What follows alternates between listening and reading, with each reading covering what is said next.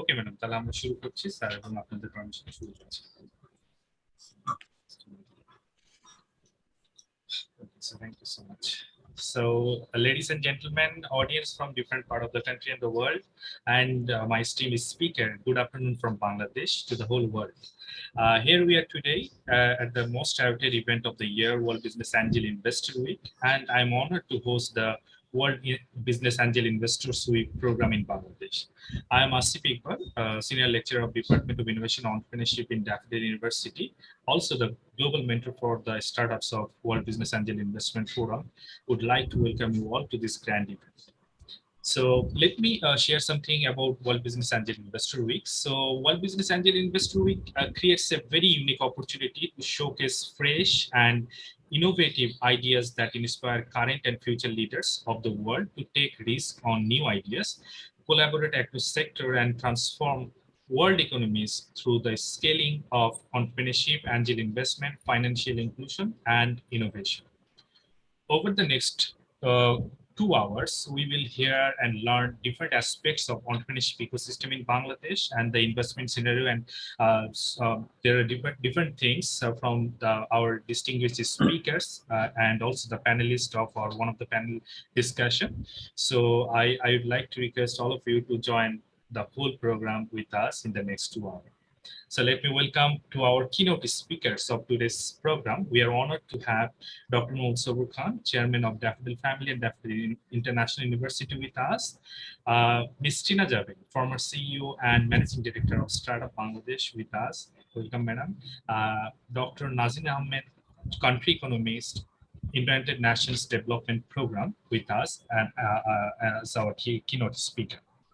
So we also have Mohammad Nuruzzaman, who is the country chair of the World Business Angel Investor Weeks with us and the guest of the program, who will start the program within a few minutes. So I would like to request Mohammad Nuruzzaman, Group CEO of Daffodil Family and also the country chair of the World Business Angel Investor Week in Bangladesh, to share some thoughts behind World Business Angel Investors Week and its different activities around the world. Sir, the floor is yours. Thank you so much, Mr. Asif, for giving me the opportunity to give the welcome speech. And as you have already heard that, I'm chairing the Global Business Investor Weeks. So first of all, I'd like to convey my gratitude to the today's Bangladesh Country Week speakers, keynote speakers, Dr. Sabur Khan, and then Tina Jabeen and Dr. Nazneen Ahmed. Already the introduction has been given by our host, Mr. Asif Iqbal. And then definitely the second session will be another round table. And in the round table would be on the role of angel investors for developing a startup ecosystem. And that round table will be attended by Mr. Rizwan Rahman, who is the President of Dhaka Chamber of Commerce and Industry, Professor Dr. Lafifa Jamal, President Bangladesh Women in IT, and she is the Professor of Department of Robotics and Mechatronics, University of Dhaka. Mr. M. Asif Rahman is the founder of Aircom and a WP developer and serial entrepreneur. Most importantly, he is one of the top angel investor in Bangladesh. And then Bizon Islam, who is the co-founder as well as he's the chairman of LightCastle Partners. And finally, that session is also will be moderated by Mr. Asif Iqbal. So in first session, we'll be hearing from our keynote speech. The first topic would be Connecting Startups and Scale Investors Week by Dr. Sabur Khan. And the second keynote will be Opportunities and Challenges for Women Entrepreneurs in the Innovation Value Chain. And final presentation and keynote would be given by Dr. Nazneen Ahmed, Country Economist, UNDP, on role of corporates in fostering innovation, and developing new value chains. This is the format for today's country session of Bangladesh. And before finishing and starting my speech and to start our keynote speech, let me say something about the Global Investors, Angel Investors Week.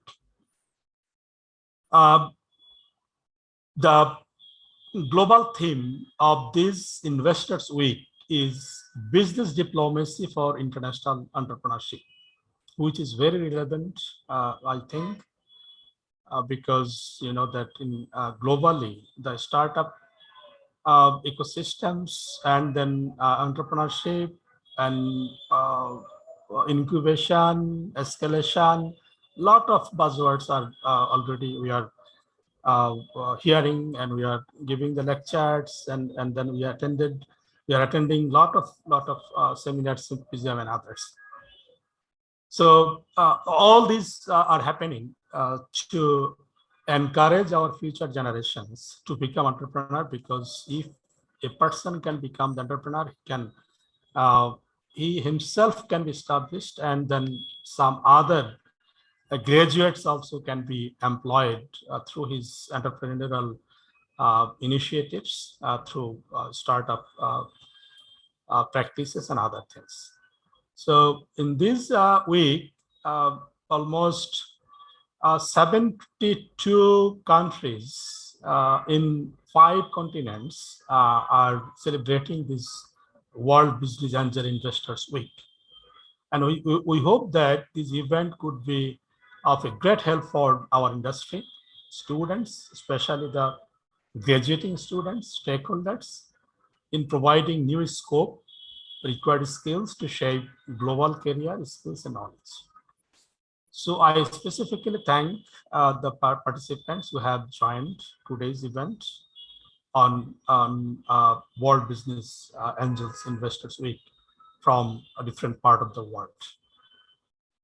This World Business Angel Investor Week basically creates a unique opportunity to showcase fresh and innovative ideas that inspire current and future leaders of the world to take risks on new ideas, collaborate across sectors, and transform world economies through the scaling of entrepreneurship, angel investment, financial inclusion, and innovation, and others. This week-long event from 18th, and it will continue up to 24th of this October.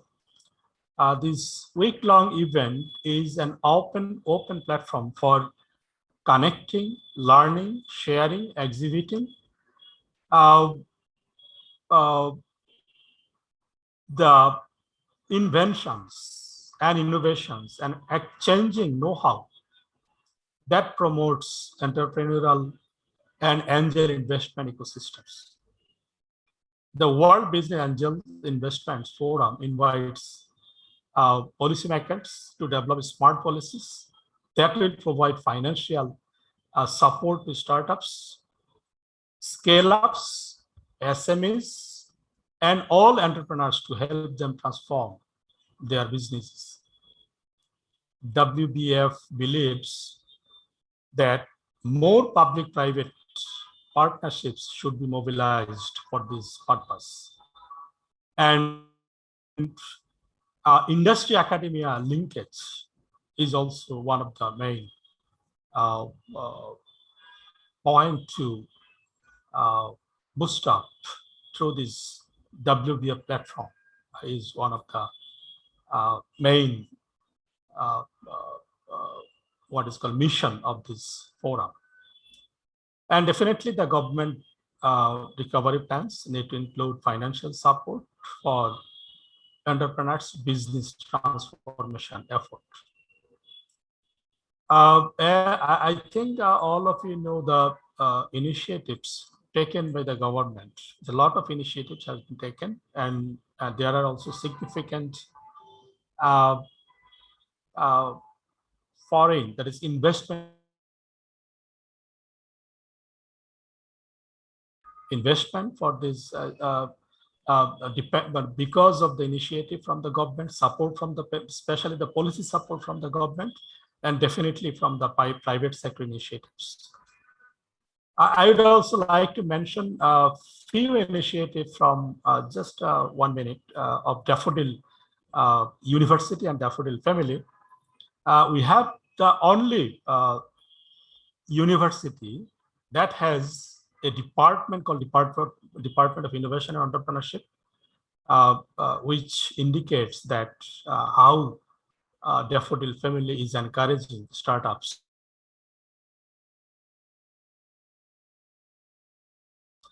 DI Industry Academy and Lecture Series, as I mentioned, that is also one of the important issues. Then Global Entrepreneurship Research Network, we have introduced Entrepreneurship Development Fund, we have for our students. Then Entrepreneur Guidance Program, EGP program, Daffodil Business Incubation Center we have, and another initiative is coming up, Knowledgeville, that would be inviting other university graduates as well.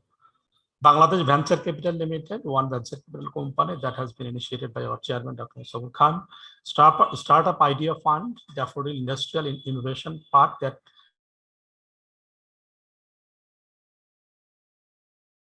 which is basically a research-based institute to do the research on startups and other related things.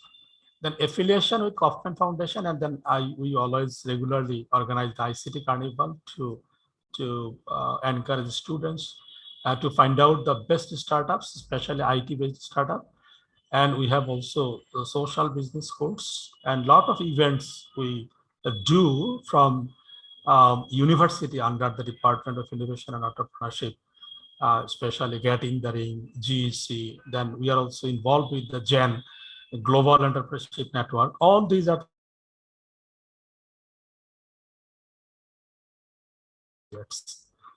so that's all. These are the initiatives from Daffodil, and I hope the viewers, especially those who are going to become the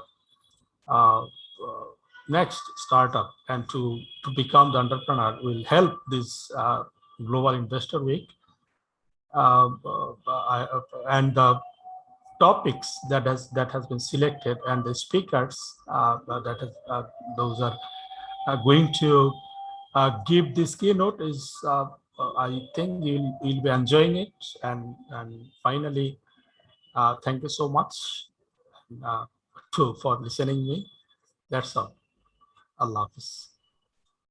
Thank you so much, sir. Thank you so much, sir, for sharing your valuable thoughts with us. So now it is the time to hear another speaker. But before that, as you know, as I mentioned, that World Business Angel Investor Week is a flagship program of World Business Angel Investment Forum. And the man behind this is Mr. Habibur Rahman, who is the executive chairman of WBAW. As you know, he is very busy throughout the week. That's why he couldn't come, he couldn't join us today, but he shared a video message. Let me play this one so that you can understand more about this week happening in the globe. So let me share this. Dear presidents, dear ministers, dear distinguished keynote speakers, dear moderators, dear speakers of roundtables, dear participants. Welcome to the World Business Angel Investors Week, and welcome to the Angel Investors flagship events in the world. World Business Angel Investors Week is a great platform where all stakeholders come together to assess their fast-paced journey, to analyze why and how we should leverage angel investment as a must-have financial tool for boosting economies. We are going to reiterate how entrepreneurial ecosystems can create more jobs, more wealth, and more social justice in cooperation with key players of early-stage equity markets. During the World Business Angel Investors Week, we are going to create a unique opportunity to showcase fresh and innovative ideas that inspire current and future leaders of the world to take risks on new ideas, collaborate across sectors, and transform world economies through the scaling of entrepreneurship, angel investment, financial inclusion, and innovation. This week-long event is an open platform for connecting, learning, sharing, and exchanging know-how that promotes entrepreneurship and angel investment ecosystems. This is a great platform from which to campaign for solutions to critical issues of early-stage equity and capital markets and other worldwide concerns at the United Nations, the European Union, and G20 countries level. As an affiliated partner of the G20 Global Partnership for Financial Inclusion, GPFI, the World Business Angel Investors Investment Forum is proud of organizing all events of the week globally. We are going to have 156 keynote speakers, 138 roundtables, with 325 speakers from 128 countries until next Sunday. 72 countries are celebrating this week until next Sunday.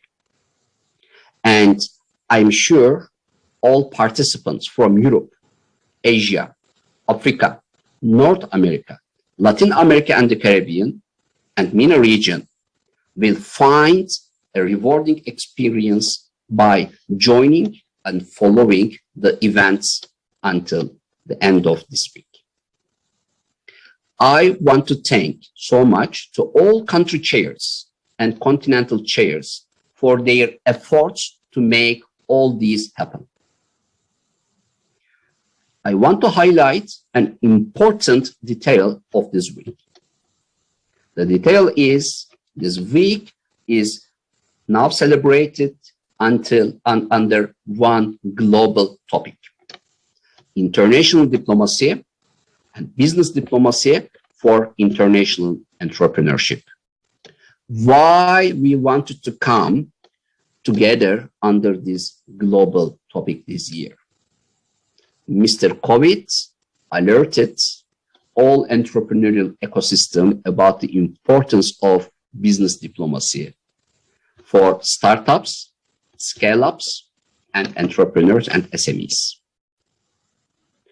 We are inviting all governments to consider including more financial support in their recovery plans against COVID-19 for entrepreneurs and for SMEs and for startups, because entrepreneurs of today need more support to be ready for post-pandemic times. Why? Because they are suffering. They are suffering financially. And governments should start immediately considering the importance of financial support for startups, because they are creating new jobs, they are creating new wealth, and they are contributing to social justice. So the WBAF board decided to invite all stakeholders under this global theme and invite all policymakers to take this important issue into consideration. Without financial support, entrepreneurs will not be able to transform their businesses digitally. Business transformation and digital transformation are two key words for entrepreneurs of today. If they cannot succeed, if they cannot achieve transforming their businesses digitally, they are going to suffer more in the future, which means governments will suffer too, because these entrepreneurs will not be able to create more jobs in post-pandemic times. We are going to host 80,000 participants this year from almost all continents, and it is a great pleasure for me to see all global stakeholders of the WBIF came together to really support entrepreneurs and startups. All events this year and always will be free for everybody who want to join our global efforts in this week. I am sure you are going to find a rewarding experience by joining this week's events. And special thanks are going to all country chairs and continental chairs who made all these things happen. Thank you very much and enjoy.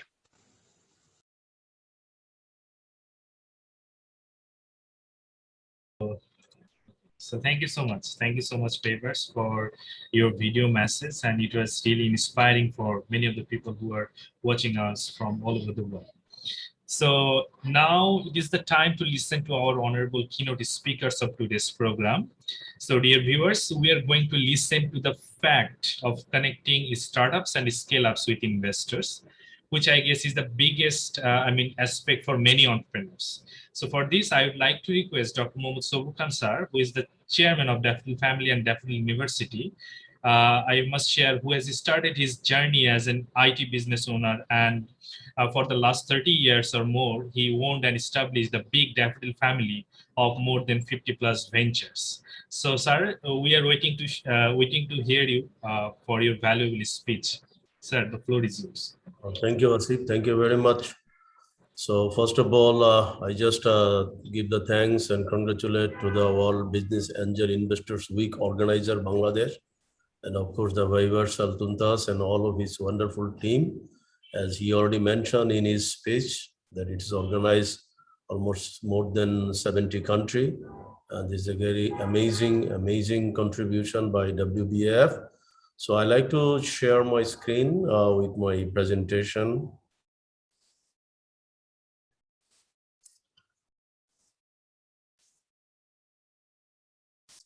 Okay, so is it visible, my screen? Okay, so yes, first sir, of all, again, thank you very much. I'm just going to start my screen. Sorry, I just going to the first page. So first of all, the connecting startup and scale-ups with investors, as Vaivars is already mentioned, because in considerable the situation of the COVID-19, I think it is true that this is the right time to make the bridging with the world various stakeholders, because the global partnership should be the one of the key component now, and see the all of the best practices, because we already experienced that due to cause of COVID-19, the almost 50% business is going to be directly hampered, and at the same time, the sales decrease. But again, at the same time, there is a lot of businessmen or business houses, their sales increase, and the revenue is also going to be high considering the previous scenario. So why is going on, and what is the scenario, and why this disruptive effects is going to be as normal? That we need to consider, because nowadays, wherever or whenever we are moving, we must need to consider this scenario, because COVID-19 has made us rethink about our sustainability. Because without a common or sustainable system, I'm sure that challenges and opportunities for the new entrepreneurs will be also a big factor. So that is why I should say we need to prepare ourselves. We need to take our proper precaution and try to bring all of the networking partner and making them confident so that we can move to the next level. And we are really thanks to the government. Bangladesh government in the day one, before coming to the power, government committed to make a digital Bangladesh. At the same time, after this power, I think this government is also focusing more to develop the young startup, to develop lot of entrepreneur, because it is obviously true that without entrepreneur, we cannot provide much job to our huge pool of manpower, especially the young people. So government is also initiated a lot of activities like Startup Bangladesh, and Tina Jabeen is here. I hope that she will tell more. So I don't like to going through the more about this point as she's here. So Bangladesh Bank is also formed. 500 crore startup fund. And of course, there is a good opportunity that these sorts of fund will be more higher because as government is more focused on this area. So now I'm just going to the direct point that what exactly the process, because a lot of startup, lot of entrepreneur, young entrepreneur, they always curious to know about the procedure of raising the fund. So there is a lot of process like screening, pitching, due diligence, and structuring. But how? What is this screening? And you know that there is a lot of opportunity to grow up the startup due to cause of this disruption. Technology is going to involve in our day-to-day life, and the business is very fast. So this is the opportunity for the young startup because the previous business houses, they were very reluctant to use the technology. And this is the one of the reasons that old and prominent business houses are not able to do better. Rather, the young people are getting the most facility due to cause of their innovation, creativity, challenging mind, and again, the technology. So what the startup idea? The startup idea, always we know the plan, action. So what is the problem? What is the solution and how we should go to the inside? So that is why I should say that what really matters to the investor. Investor is always look after that popular, growing, urgent, expensive, mandatory, and frequent. So this slide is, you see that what is the popular? So popular means you see that whatever business idea or whatever solution will bring to the people, that's it must need to reach to the millions of people. And there should be a lot of technology, as we know that due to cause of the social networking, due to cause of the technological development, it is very easy now to reach to the any people. You know, the lot of things is going to be viral in within few hours. So that needs to be that scalability or opportunity we need to identify. We need to identify what exactly the problem you need to overcome. And at the same time, growing aspect, you know, you see the everyone expect that how much the growth, because everyone expect that the startup growth will be double digit, not the 5%, 2% or 1%. So this growing tendency also need to be ensured. And at the same time, you know, the urgent, what is the mentality of the startup? They have to solve as soon as possible, rather waiting to the long time to bringing the expert from the outside or the bringing the component from the outside. You must have to the startup need to have the all sorts of facility to solve any sorts of problem with more urgency. And again, the expensive. So expensive, you know, that's a why Uber, if we just give the example of the Uber, why Uber is become popular. But Uber is become popular because, you know, that's very popular, very growing and very urgent. And this, you see the, in respect of expenses, we must see the how it is going to be the effective in our day-to-day life. That is the one of the reason Uber or Airbnb or these sorts of solution is going to be popular in overnight. So these also need to be considered by the any new startup. And of course, the lot of cases startup need to know about the law, the prevailing law is going on in which country. In Bangladesh aspect, there should be another law. In US respect, there should be another law. So this is the mandatory factor. They must need to know the law of this country about their startup or about their venture. And of course, the frequent development or the frequent solution, like every time, you know, there's a 24 hours, 7, and instantly, you know, the peoples are waiting to get the solution after their push button. So because the sensitivity and responsibility is one of the key important factor. You know that whenever we are just ordering any food to the Food Panda or Uber, what we will expect? We will expect the instant response, that when it will be delivered. What is the time frame?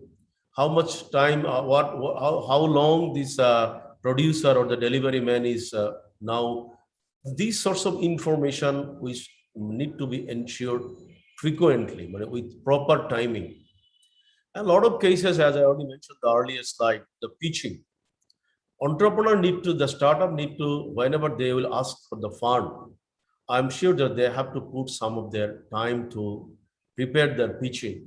It is a very common problem, the elevator speech, because pitching time is very, very minimum.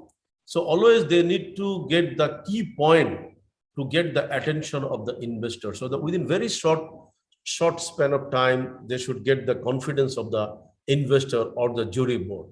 So they must have to prepare their cover letter or what the key point. They must need to know the problem of their startup. They need to know the solution. Their vision should need to be very clear. Why they will start it now? What is the demand?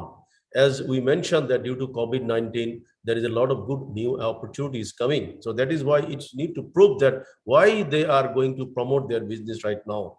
They must have to prove their market position, competitive analysis. Their business model also need to be unique. And the team identification also one of the key factor, because sometimes they are not getting the right team. I think it will be tough to sustain in the present scenario. And definitely the financial matter, the return of investment, other matters also, they need to be very clear in front of the pitching or in front of the jury board. And definitely they must have the traction or attraction to the jury board, and these sorts of key points they need to focus properly. And of course, FAQ or the query, they need to prepare themselves, and back cover means that is summarized point, so that everybody need to realize there about their pitching point or about the intention. And definitely the due diligence also, they need to have the proper data, their financial data and the legal information, which I already mentioned earlier. So these sorts of proper information, they need to be carry whenever they will move to the pitching or asking the funding from any investor. And structuring the price versus non-price. A lot of cases, the people or the startup need to know that where they should set the price, valuation matter. And something they do not need to be determined by the future pricing, because the future investor will identify this pricing. So this factor also, they should differentiate, like common equity, convertible preference share, a redeemable preference share, and which future investor will identify. That sorts of matter also they should know from the various pitching, various example available in the internet. And structuring the key document. And of course, not only the pitching, I think to going to any financial institute, then if they need any funding, they should focus their term sheet, their share advance agreement, share subscription agreement, and no objection letter to the relevant authority, and shareholding agreement. These sorts of matter, majority cases we are seeing that startup company, they are not focusing. They are just focusing only their business idea or concept. And that is why sometimes the investor are not able to get the proper direction from their presentation. So for many, the toughest leadership test is now looming, how to bring a business back in an environment after this COVID-19, after this competition, technological development, and mentality change, as I mentioned, because the mentality of the buyer's mentality is going to change also rapidly. Earlier, people are very habituated to go to the showroom to see the physically, but now the mindset is changing. They are trying to see the review. They are trying to see the ranking of the company, confidence of the company. And after seeing the confidence of the company, they try to buy. So this changing mentality, that's we need to consider this few example. You see the Facebook, Microsoft, Google, Twitter, everyone is decided their staff can work for the home. After this pandemic, and due to their system also, they change for the permanently. Like Microsoft permanently, and also the Twitter is also permanently, they settle up, their staff can work from home, from wherever it does not matter. As one of the theme is going on this women entrepreneurship. I think this WBF, this Angel Investor Week, is one of the key components. We must need to think about the women entrepreneurship, women leadership. Because earlier, I think everybody is considered that women has some responsibility to look after about their home, various sorts of service which already we are aware. I think these sorts of matter also now need to be considered, because as a home office or virtual office or technological advancement, it does not matter. So the women can contribute with their creativity and innovation, considering the present scenario. So these sorts of our young startup and of course our movement need to be considered about this new opportunity. Creating digitally enabled ecosystem within our organization. As I mentioned, the day by day, the whatever business, it doesn't matter. I think this all of the education system is now also enacted or enabled the digital system. COVID-19, we are already experienced that no education system can be also sustained if they are not enabling the technology or digital ecosystem. So same thing, business houses also need to ensure before entering to their business, all of the activities like customer relationship management, automation, accounting, inventory, everything need to be HR solution, everything need to be formed through the technology. So what happened? We need to have a very clear goal. What is our goal? What is your team's focus? What is the rapid decision for long-term competitive advantage? I think this should be, sometimes we are saying that the new startup, they have the idea, but some of the component, as I already mentioned, they are not creating or taking the proper precaution or preparation. That's why their goal and focus are not very clear to the investor or the judge. So of course, as also we understood, the startup, whenever they started their business, they may be falling down, they may be loose, they may be not able to get the confidence of the investor in their first pitching, second pitching, third pitching. So please consider it positively, because you see that your failure, your rejection, your fear, your doubt, everything, forget it. Rather, you must look after about your dream. That's why if your dream is big, of course, you know that in Jack Ma, in Alibaba Jack Ma, he already mentioned that how many times, few hundred times he failed in his journey, but lastly he already able to reach his goal. So why he are able to reach his goal? Definitely his dreams was very big. So this is the time we need to be the doer. We should not be working as a thinker, because if we think, if we have a plan, if we have a lot of idea in our mind, but we are thinking, we are not moved as a doer, I think we can sitting in the long time and no result will be coming. So must need to think young entrepreneur or startup as a doer. And main friendship, as I repeatedly mentioned, that our make friendship with the technology and work very smartly, because without technology, without smartness, the smartness means again digital technology, digital device, technological development, creativity, innovation, team, all of the components need to utilize proper smartly. And of course, data, Internet of Things, artificial intelligence, and these sorts of better technology we need to manage very professionally. Otherwise, operational movement, it will not getting the proper benefit, because we know if you go to the Google, if you go to the any search engine, we'll see the how professionally every day they are analyzing their data and they are using the artificial intelligence. So as a new entrepreneur, I think if whatever business is going on, that's not the matter. The matter is they must have put the proper data, proper information. So again, be doers. If you want to create impact in your organization, society, country, and the world as a startup, of course, please be a doers and move with keeping the all key component, as I mentioned, few of here. So Daffodil, we have the lot of educational venture, we have the lot of entrepreneurial activities. So few of our initiative we are just showing. We have the first Department of Innovation and Entrepreneurship department in our university. We have our business incubator. We have this startup idea for fund. We also initiated the Daffodil Business Incubator. We are going to in the large and individual identity, because earlier it was only inside the university. Now we are moving for the much people. I hope that within November we'll launch our new venture. It will name in the Knowledge Valley. So Bangladesh Venture Capital Company is also one of our venture capital company. Those who are really serious and able to prove your all component, I think venture capital company are ready to invest you. We also developed a entrepreneurship development fund, which we call EDF fund, inside our student without interest, no service charge.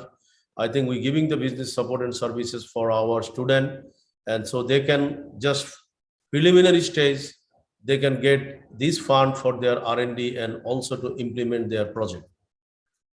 And one card solution we also implemented in our university and all of our educational networking. I hope that it is one of the very strong component, because entrepreneur, whenever they move with their any project, they always like to support from the payment gateway or payment support. So with the payment gateway provider, we already initiated this one card. And at the same time, in our university, we also developed one innovation lab. This is the picture of our innovation lab. We are keeping the commercial 3D printers, CNC cutting, all of this high demandable machine and VR machine, everything we are keeping in our innovation lab. So we are hopeful that young entrepreneurs, especially from our university and in any other partnering organization, if they're interested to use our innovation lab, we are ready to help them. We organize this startup market. So we are always very focused about to helping our student. I think I'm seeing the few of the startup, though it is maybe it is 2017 picture. See, this 2017, those who are the startup, I think all of them are now very good businessmen. Some of them, I think, few of them are they have the more than 100 plus staff. So only 3 to 4 years they made themselves successful.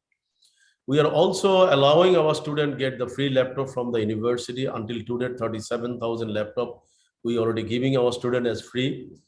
And this is also one of our opportunity, or we should say or facility for our student to make them entrepreneurial minded. Some of the international event we organize inside our university to gear up our student entrepreneurial mindset, like Getting the Ring, Hall Prize, Startup Greens, Startup CHAM, Global Entrepreneurship Week, TEDx, Startup Hurdle.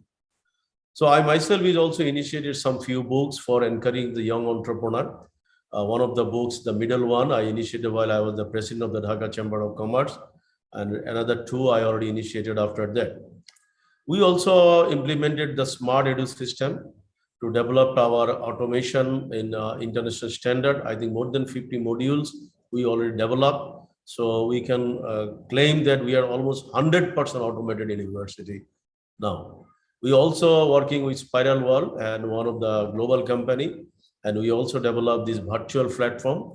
And you know that this COVID-19 is also gave us a very good lesson. So we are hopeful that with this knowledge, with this experience, the virtual platform will be also one of the popular event, because people, a lot of cases may not able to move to the one place to another places due to cause of traffic, due to cause of safety and security. So we are hopeful that the virtual platform also will going to be the popular.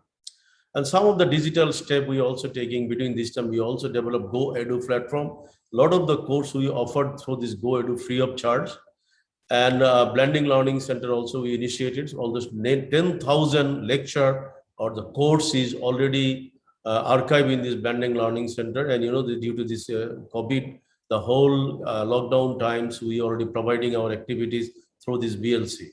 So thank you very much. If anyone has any question, thank you. Thank you, moderator. Going to back to you. Thank you so much, sir. Thank you so much. I think it's really inspiring for many of the startups who actually were watching us directly.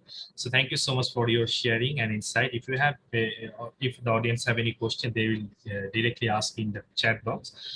So I'm moving on to the next keynote speech, which is also very important topic on opportunities and challenges for the women entrepreneurs in the innovation value chain. And for this, I'd like to request our favorite and the inspiration of many youth and women entrepreneurs around the whole country, Ms. Tina Jabeen, former CEO and Managing Director of Startup Bangladesh, to share his thought. Madam, the floor is yours. Thank you so much, Asif. I'm going to try to share my screen.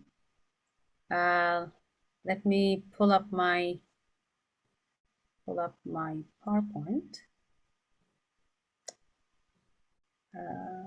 As if it's not letting me share the screen. Madam, can you try now? Sure. Ah, perfect. Thank you.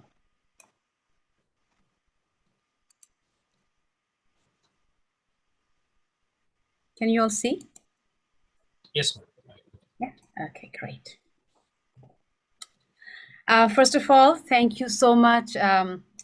Sabur Khan, Chairman of Daffodil International. It was very, very inspiring to hear all the things that, you know, that Daffodil University is doing. And it is truly an honor to be part of this forum. So I would like to, say a very good afternoon to all my esteemed colleagues and audience who have joined us online, and also, the delegates for this session in World Business Angel Investors Week 2021. 2021 is a very, very special year for Bangladesh. We are celebrating the 50th anniversary of independence of Bangladesh, and also the birth centennial of the father of the nation, Bangabandhu Sheikh Mujibur Rahman. So, for me, this is very special to share the story of Bangladesh, to share the story of the women entrepreneurs, their challenges, and what we are doing to address those challenges to all the world delegates here. I would like to thank the World Business Investment Forum for hosting this session, and also Mr. Nuruzzaman, the country chair, and WBAF Senator for Bangladesh. And obviously, we have a very esteemed colleague with us, Dr. Nazneen from UNDP, and my very favorite professor, Dr. Asif Iqbal.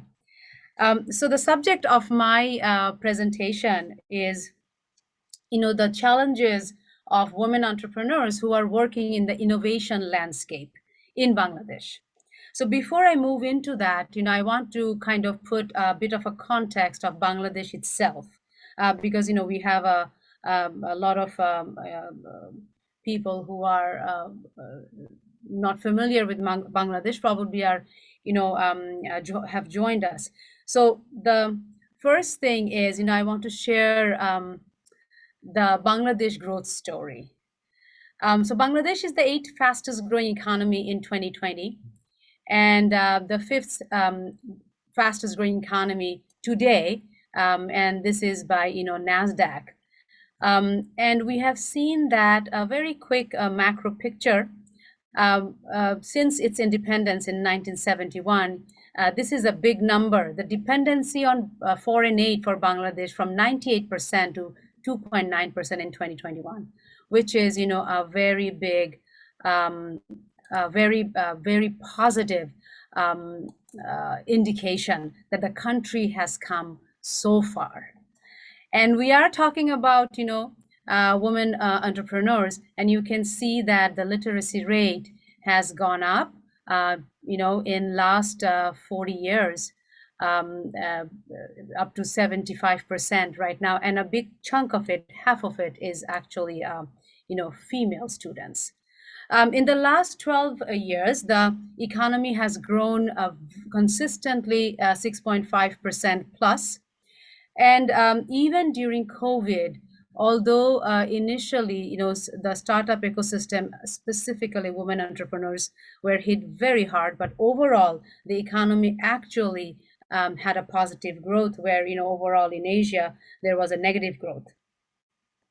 One of the big factor that is really propelling Bangladesh's growth trajectory is the large market, the density dividend, very, very impressive digital penetration.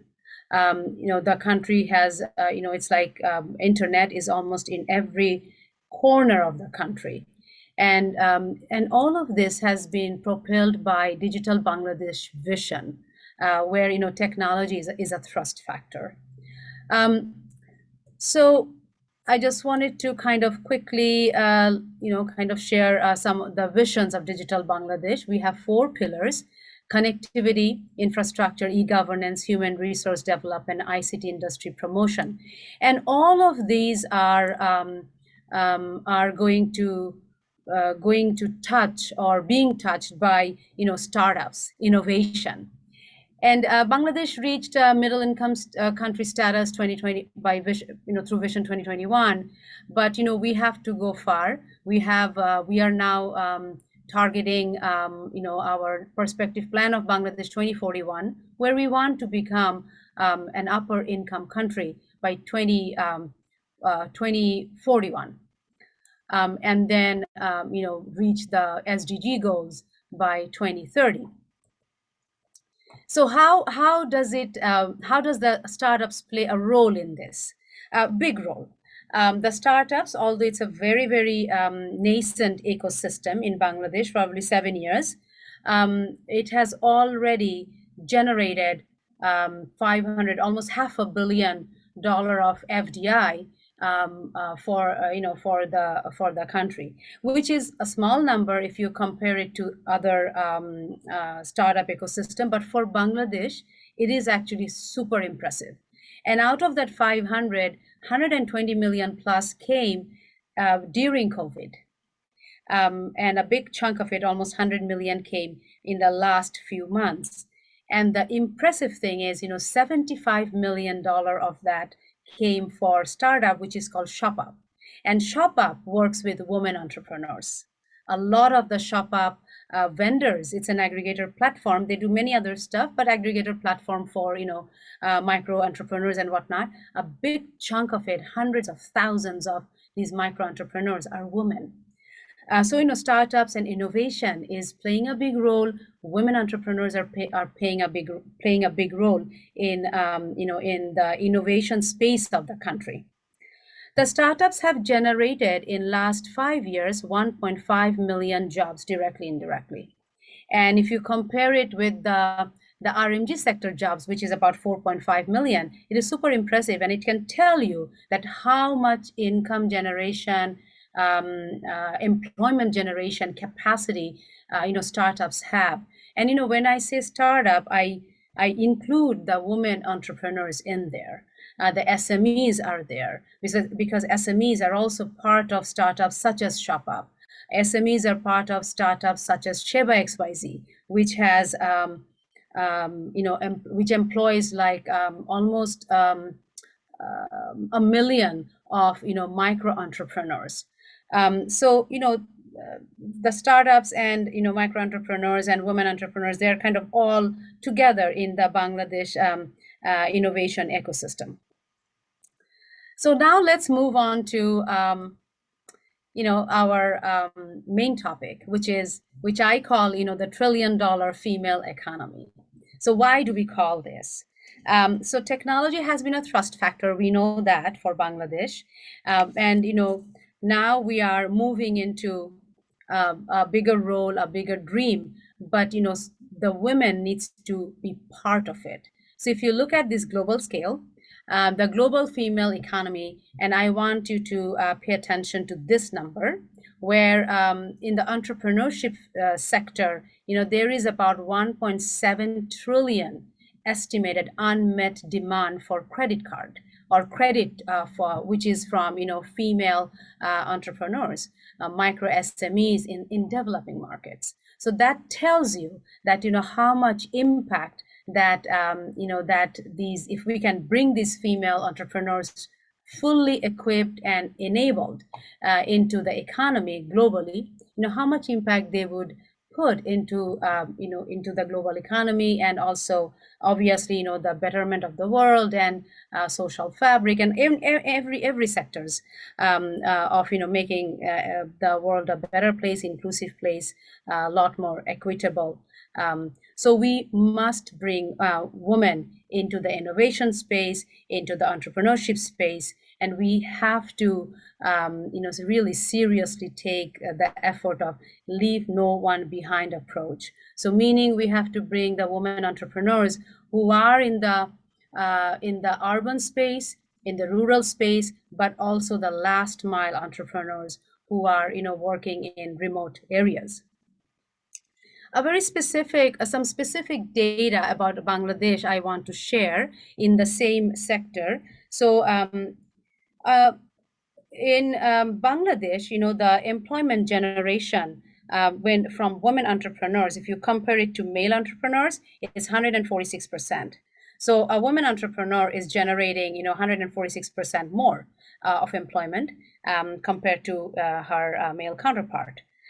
In the loan factor, the non-performing loan ratio, as of September 2020, the women entrepreneurs, it's 1.45%. But on the overall, if it's a SME, we were looking at the SME market, it's 3%. So the women entrepreneurs, they are a way better borrower than their counterpart. So these are all good things, but still, why are the women so behind? What are the challenges? So that some of the challenges, significant challenges, and this is global, which are finance, basically funding gaps, access to information, network and support gap. Often women, sometimes they shy away from networking. Sometimes they are very busy with other traditional work at home.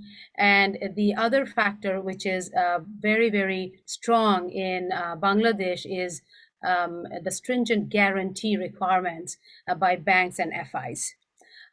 Women founders or entrepreneurs often, they lack the compliance procedures. They don't know sometimes, the tax returns to file, their bookkeeping are not as good.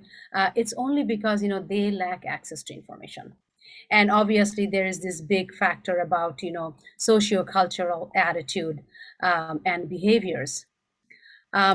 So these are some of the challenges and very specific challenges that we looked at for Bangladesh, and this is in the SME sector. And it's, the lack of business planning and management, lack of startup funding, which is very common in our, that I see all the time in our startup founders. And they lack information about different type of low-cost schemes or female-friendly loan schemes that is available. Network we talked about, and very poor record keeping practices.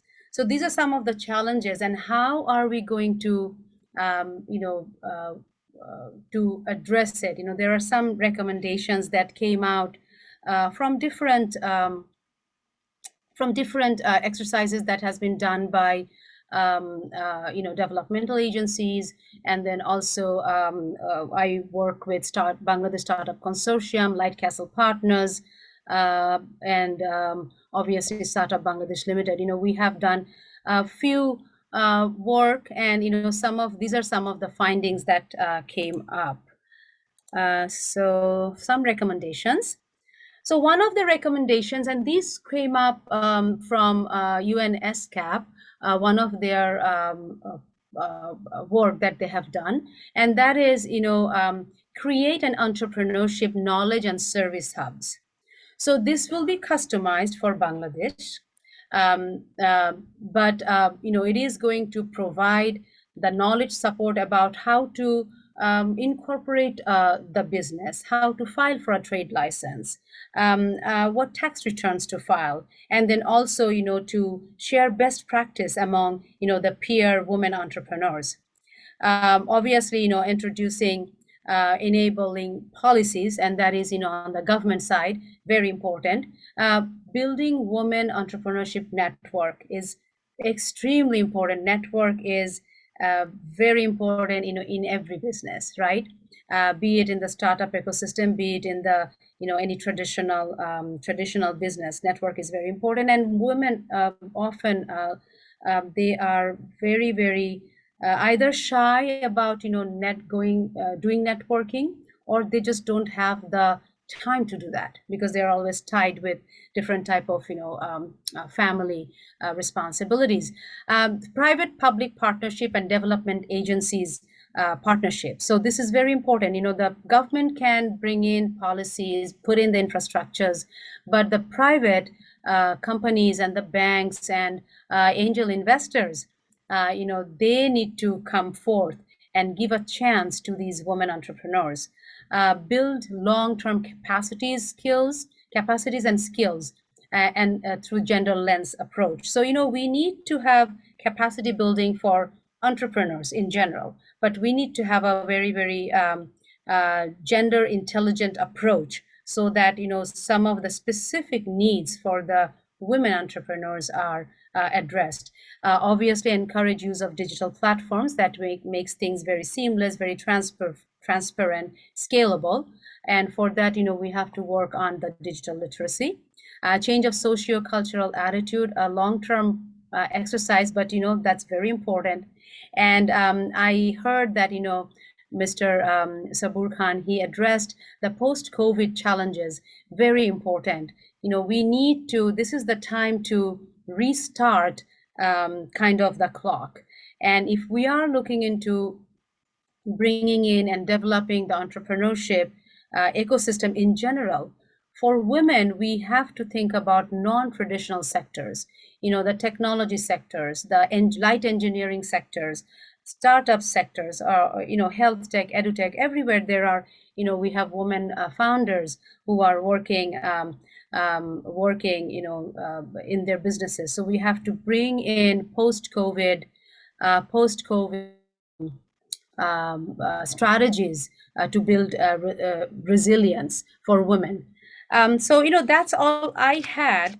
And I am happy to answer questions which may come later.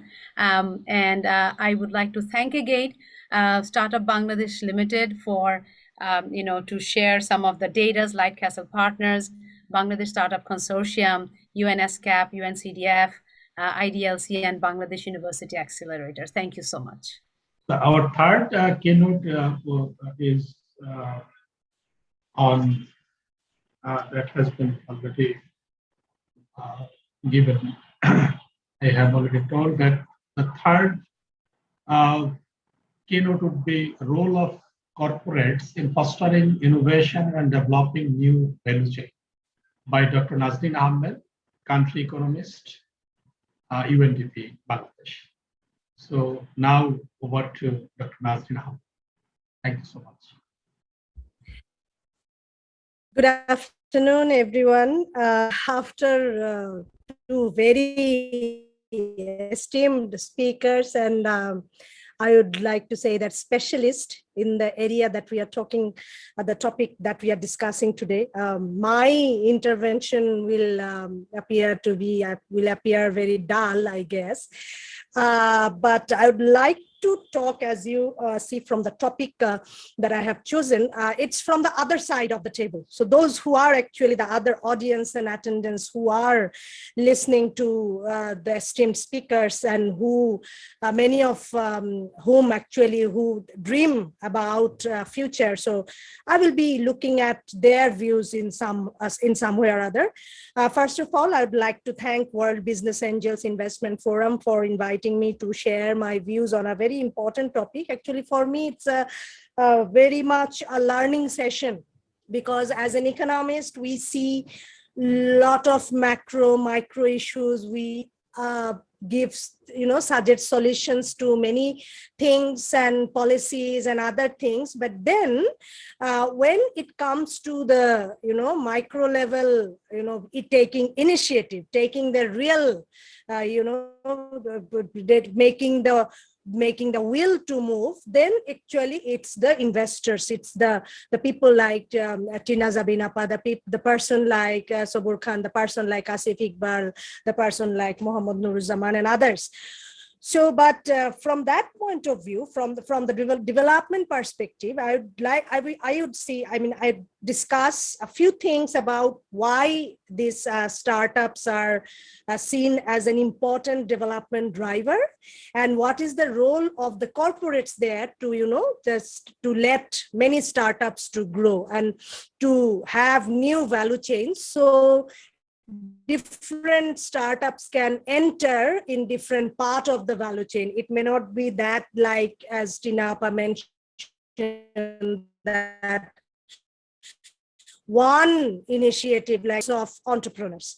So when we see the development, there is no doubt. One of the most important component, even if you look at our 8th five-year plan, is the investment that we require. According to 8th five-year plan, in next, starting from last year, 2020 July, till June 2024, we will require 63,574 billion investment for the development goals. Those are mentioned. It's for those, but those targets could change. given the changing nature of the world economy. And it is expected that 75% of this investment will come from the private sector. And also, when we think of a development goal, as Tinapa was mentioning, and also as I also work with UN organization, our main target is to leave no one behind in every sense. So it's leave no one behind in terms of poverty reduction, in terms of inequality, in terms of opportunity, education, health. Everywhere we want to ensure that everybody has the equal opportunity. But now, when I was listening to Dr. Sabur Khan, I was just thinking that he mentioned a very important thing, that many would-be entrepreneurs, many startup who dreams of starting a business, they actually concentrate too much on the idea. But bridging that idea from idea to implementation, actually they need support. And there comes the angel investors. And even I was thinking when Dr. Sabur was discussing what are the steps those are needed. So I was just thinking that for those entrepreneurs who are really coming from from households who have very less opportunity, even female entrepreneurs who do not really get support from family, even to, keep on dreaming. So what to do for them? So there, I think when someone has an opportunity to nurture some dreams, even the persons who can, afford to go for higher education, maybe those who have higher education, they have better chance and better opportunity to be part of this whole value chain. But I was just thinking of those entrepreneurs, those people who actually have ideas, but they cannot even afford to come to this far where they can, just look for the legal things, collect data. They don't have, maybe they are from region which is very remote, maybe they don't have the information access. So I think within the entrepreneurs, it is very important for the corporates to think of new value chains where they can actually integrate this kind of entrepreneurs. Let me give an example. Recently, for my work in UNDP, I visited Chittagong Hill Tracts area, mostly to see some interventions UNDP made on very small entrepreneurs, women entrepreneurs. They were given training to make vermicompost. They were given training for, like new designs in the thami that they wear, the traditional clothes in the Chittagong Hill Tracts area, and also for a 10 member group of women entrepreneurs, they were given 200,000 taka, 2 lakh taka as a seed money, no interest. This is just grant. This was not a credit. This was a grant. And after 2-3 years, we have found, yes, there were failures, but there were amazing success stories. And these are very tiny example. If for the environmental impact, climate change impact, in the remote hills in Rangamati, water has become a big problem. Usually people used to collect their water from, natural water streams, but those are increasingly being dried up. So they have to walk long way, go down at 400 feet just to fetch water. And usually it takes them like 4 hours a day, and very hardworking, going down 300 feet and coming up. So there, UNDP, with the support from Danida, in some villages on a pilot basis, now we have, created solar homes. With the solar homes motor, we are collecting water through pipes. And in some areas, there are water tanks where women, people can come to fetch water, mostly women. So now when scaling up to make it sustainable, people there, they say that they are ready to even pay for the water because it's so difficult for them to collect the water. And also the startups that can work for an environmental friendly value chain in those areas. So these are the kind of, rather than only thinking of people who are mainstream, of course we have to think for them, but those who are in the remote area, those who are very tiny, those where people are facing environmental vulnerabilities, I think corporates have responsibility to support value chains that help these people, because at the end of the day, everything that we are doing, and the occasions, the forums like today's forum, the main goal is to, you know, make development more humane. So make development more pro people, pro climate. So if we really want to make that the supply chain that we want to encourage, the value chain that we encourage, we really have to think of it. And the last thing that I want to mention, that everybody will not become entrepreneur, but we need lots of skilled workers, skilled people to be for the successful startups. And therefore, I think it's not only government's responsibility, but also corporates should come up when government is having the education curricula. Like Daffodil was saying that they are it's the only university where there is a subject like innovation. Why not it's in the other university? Why not kind of innovation is you know, encouraged at the school level, so that we can have some entrepreneurs, we can have some innovative ideas from there. So I think corporates should demand the skills that they need for the sectors that are coming up in future. And also I just like to mention to Tina that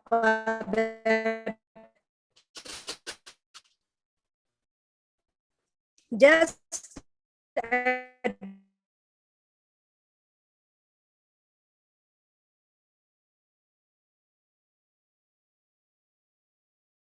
products online.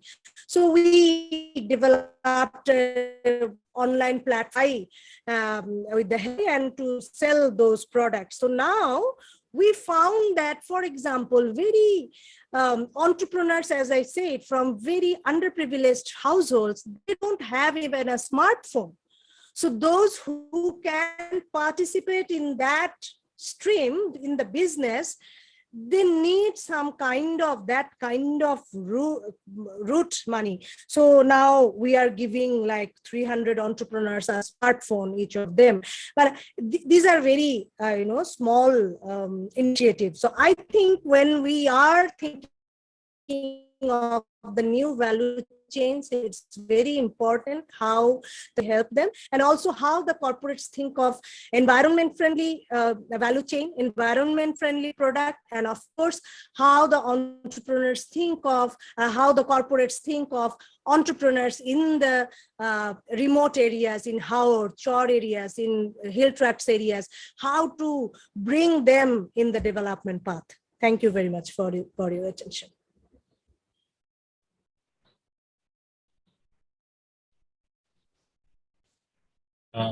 Thank you so much, ma'am. Am I audible now? Yes, yes. Yes, now we can hear you. Okay. Okay, thank you so much. It is a technical difficulties I had, but thank you so much for your inspiring speech. We have learned a lot, and we are almost at the very end of the program. And ladies and gentlemen, we had our 3 keynote speeches today, but and we have done it, and thanks to our honorable keynote speakers for making it a great one and worthy one for our participants who have joined from across the different part of the world. And thank you so much, Honorable Sabur Khan sir, Tina madam, Tina Jabeen madam, and also Nazneen madam for your wonderful speech. So, ladies and gentlemen, we are at the end of our first event, and within next 2 or 3 minutes, we are going to start our panel discussion on very important topic on angel investment, investors for developing a startup ecosystem. Already our panelists have joined, so I hope you will be there as well. So thank you so much for all the viewers. Okay, Asif, thank you very much. Wish all of you good luck. Thank you, sir. Sir, জানাই রাখি already আমাদের সাথে Rizwan sir join করেছেন। Rizwan sir আপনি শুনতে পাচ্ছেন? ঠিক আছে, তাহলে রিজওয়ান সাহেব জয়েন করলে আমি কিছুক্ষণ শুনতে চাই আর কি। President, thank you very much for joining this session. So anyway, I will be staying with you. Thank you.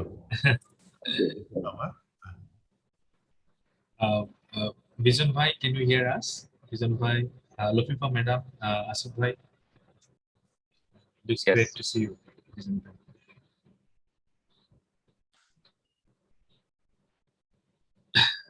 Asif Bhai, can you hear us? Lafifa Madam? Yes, I can hear. Yeah, I could hear clearly. Okay. We'd be happy to see you. If you can switch on your camera. Okay, very good to see you, Asif Bhai and Lafifa Madam. So we're going to start as I know, Rizwan sir has another involvement there within a very short time. So we are going to start in 2 minutes. So can we start, all the panelists and Nuruzzaman sir? Okay, so let me start again. So dear viewers and audience from different part of the country and the world, welcome again from Bangladesh. Good afternoon. So we are here today on a very important panel discussion on the role of angel investor for developing a startup ecosystem. And for these, we have with us 4 distinguished panelists, and I am with you as the moderator of the program, Asif Iqbal, senior lecturer of the Department of Innovation and Entrepreneurship, and also the mentor for the startup of World Business Angel Investment Forum. So let me welcome our panelists of today's program. We are honored to have Rizwan Rahman, who is the president of Dhaka Chamber of Commerce and Industry, with us. We have Bizon Islam, co-founder and CEO of LightCastle Partners. We have Mr. Asif Rahman, who is the founder of AirCom, and also he is the serial entrepreneur and angel investor. And we have our last panelist is Dr. Lafifa Jamal, who is the president of Bangladesh Women in Technology, and also the professor of Department of Robotics and Mechatronics Engineering of University of Dhaka, Bangladesh. So thank you so much, honorable panelists, to join with us for today's program. So I'll not delay with giving too much introduction, as I know, as our audience, and I also want to know more from your voice. So I'd like to request Rizwan sir first of all. So can you, sir, introduce a bit about yourself and the various initiatives we have recently seen that Dhaka Chamber of Commerce and Industry has taken a lot of initiatives for the entrepreneurship development. Can you share a bit of them with us or the audience of today's program? Thank you, Asif, for having me here. I had the pleasure of listening to the country economist of UNDP, as well as a partial presentation of the CEO of Startup Bangladesh. And of course, I missed out on Dr. Sabur Khan. But the long story short, you asked for an introduction. I am basically sitting on the chair Mr. Sabur Khan used to sit on back in 2013. So it needs no further introduction. Of course, Dhaka Chamber is a proud family of 4,500 SMEs, as well as large corporations. And of course, we work in tandem with the government. So primarily, we play important roles in advocating for business-friendly policy formulations and reforms, promoting industrialization, facilitating cross-border trade, private and foreign investments for continuous improvement of the enabling business ecosystem. And of course, we provide research-based development initiatives, dispute settlement, consultancy, business matchmaking, training, organizing fair trade delegations, and participate in enhancing the knowledge pool through different publications.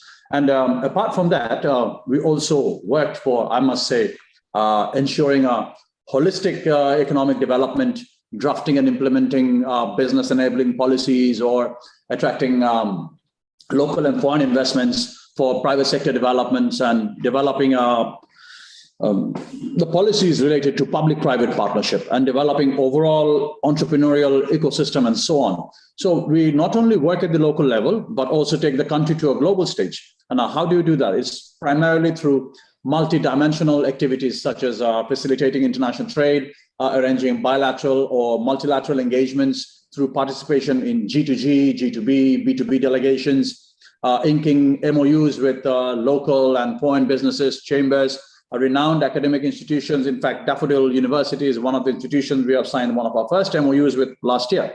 And this way, we try to be the voice primarily of the small and medium entrepreneurs, which are the underdogs of the industry. Because I must reiterate something which is not relevant to the topic, but SMEs are, I think, 40% of industrial employment, 89% if you consider cottage and micro industries as well.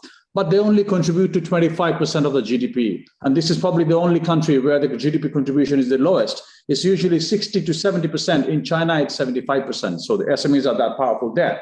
So their access to finance is much talked about, which eventually will come into your discussion for the role of these angel investors. So primarily, we are the voice of the unheard. Thank you. Thank you so much. Thank you so much, sir, for your sharing. And I'd like to request our next panelist is Bizon Islam, who is the co-founder and CEO of LightCastle Partners. And also, they had taken a lot of initiatives for startup and entrepreneurship development in recent years. So, Bizon Bhai, can you share a bit about you and also your organization? Hi, everyone, and glad to be here. I do believe that SMEs are the powerhouses of the economy. That's where the innovation and everything is going to come from. If you look at India or China, you can see the contribution that they make is huge. Specifically, I also want to talk about startups, which brings in more innovation into the economy. I mean, even if you compare it to India, which brings about $20 billion of venture capital investments every year, Bangladesh is just getting started. And to support the ecosystem, from our side, we have supported multiple accelerators and incubators, often directly working with them. Some of them, in fact, with Daffodil University as well, or working with other accelerators and incubators who are present in the market, supporting them, figuring out what the curriculum would be, what the outreach plan would be, how to do investor network around that. We have also helped bring in international investors into the market. And till that, we have mobilized close to $50 million in international investments for the startup ecosystem. And we want to continue to do that. We are also launching our own alternative investment fund that will definitely help going forward as well. And Chinapa is already here. We are also supporting Startup Bangladesh Limited to make their investments as a buy-side advisor. And apart from that, we also support the Embassy of Switzerland also to make investments through the Gdp program that they have. So overall, I think it's a good start for Bangladesh, but I do want to start that it's just the start. Bangladesh currently has something around 130 million of startup investments a year. And we do believe that needs to go much, much higher. And we do believe the next generation of entrepreneurs who will bring in more innovations for Bangladesh. What got us here over the last 10 years won't take us over the next 10 years. And I do believe a new breed of companies will definitely come, bring in more innovations in the market and help pave our way to become an advanced economy where we can say that our GDP per capita has not only surpassed, say, India, crossing $2,000, but we can safely say that Bangladesh has a GDP per capita to such an extent that instead of receiving ODS, they'll be able to give out ODS. So that's the dream. Thank you. Okay, so thank you so much, Bizon Bhai, for being such an inspiration, and also you have, as you mentioned, a lot of things you have done so far. So moving on, so I'm requesting Lafifa Jamal ma'am to share about you and also BWIT's initiative, and also you have a lot of initiatives on entrepreneurship and women entrepreneurship development as well. Can you share with us that?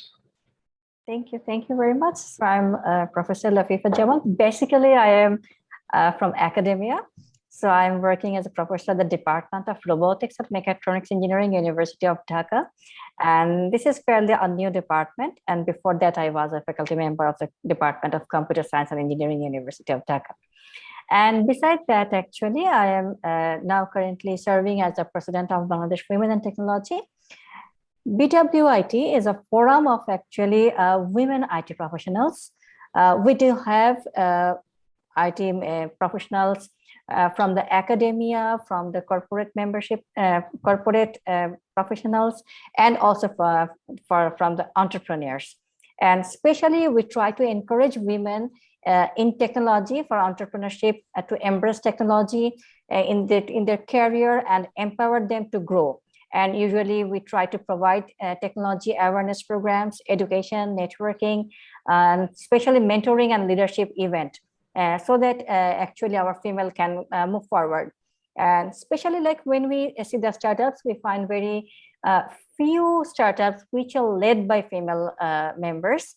Usually we find them as a team member, not that much proactive.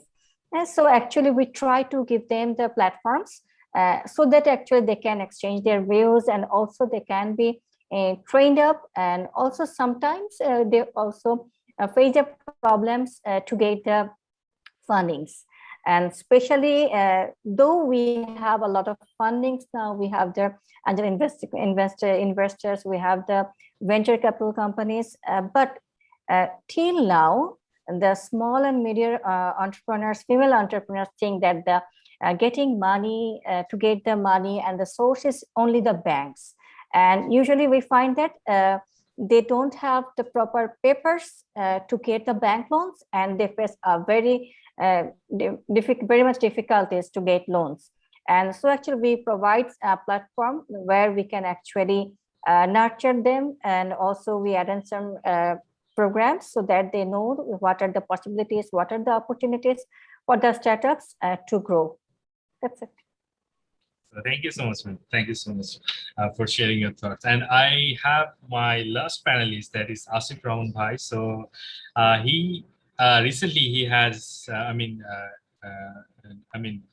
done something like he's an angel investor himself, and he had done closed some good deal recently. So Asif bhai, can you share something about you and also your initiatives and the investment on the startups? Thank you, Asif bhai. Your name is the same, so we have the same name. I actually started my career back in 2004. I started my company, ARCom.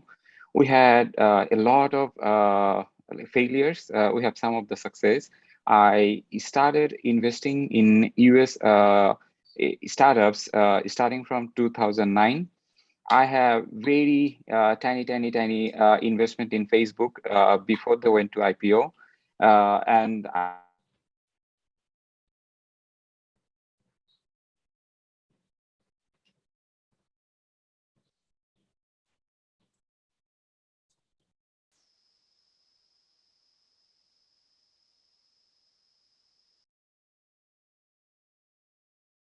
focused on like tech companies because I have like more expertise in tech.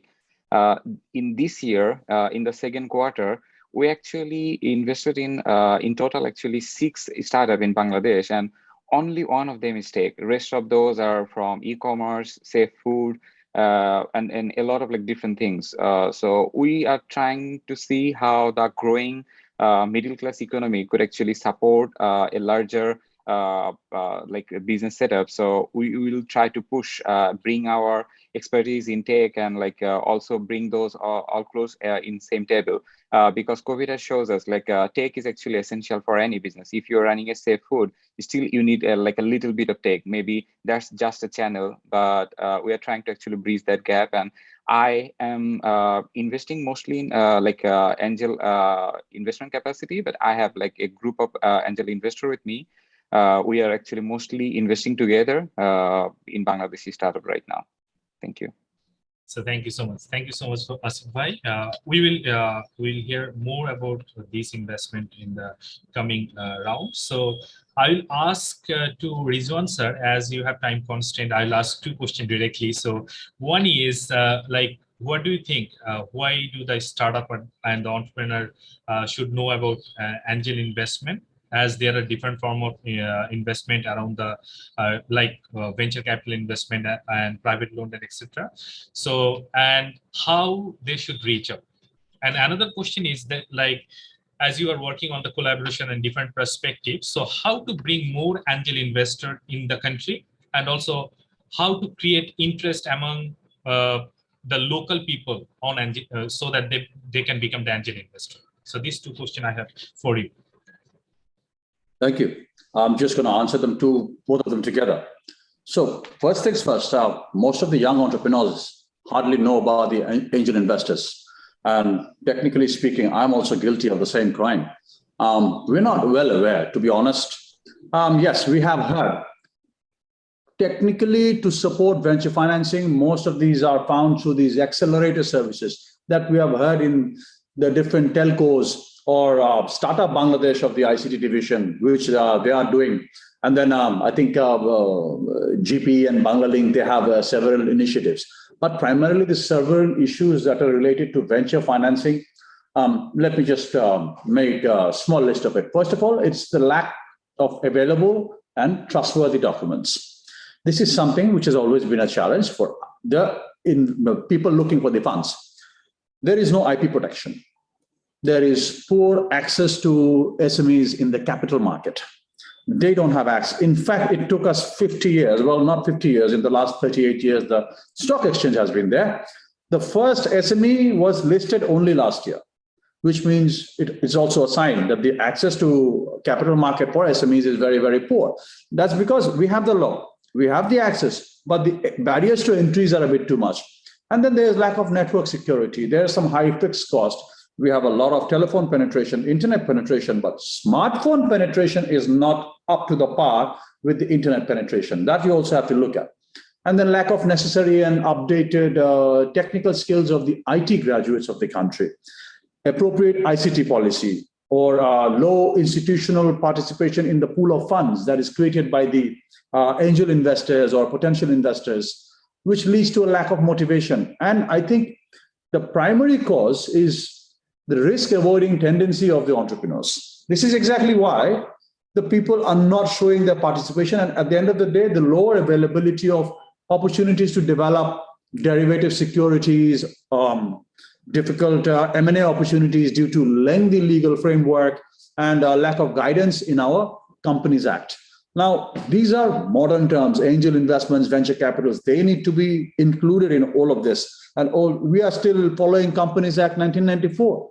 Why are we not making more and more amendments? We are becoming digital. And we have done things in the last 1.5 years that no one has thought about. And of course, COVID has shown us to be more advanced digitally.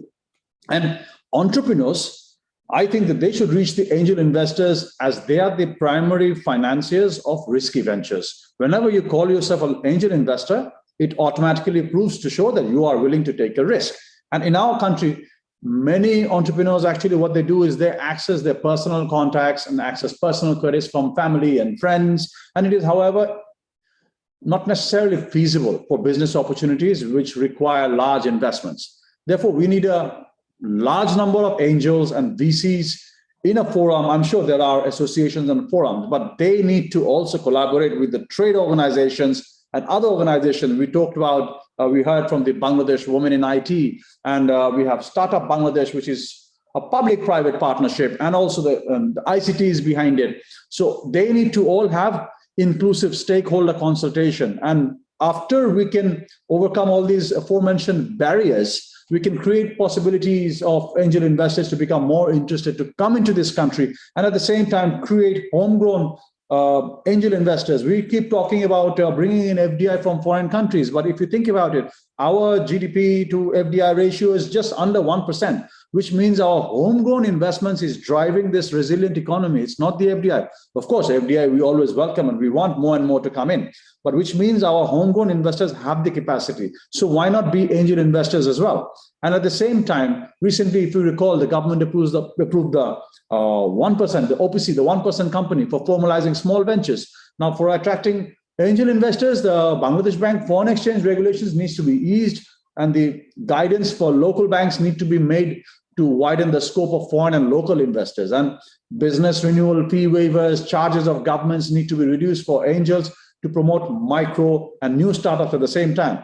And recently, the BSEC, the Securities and Exchange Commission, approved the alternative investment rules for the venture capital firms to support small and non-listed companies. Now, how to make access to finance easy? And the question that you asked, it is imperative that supportive legal and regulatory environment is created for the angel investors to become successful in the country. And these issues are already mentioned earlier, but while discussing the bottlenecks, conventionally, access to finance has always been a big challenge.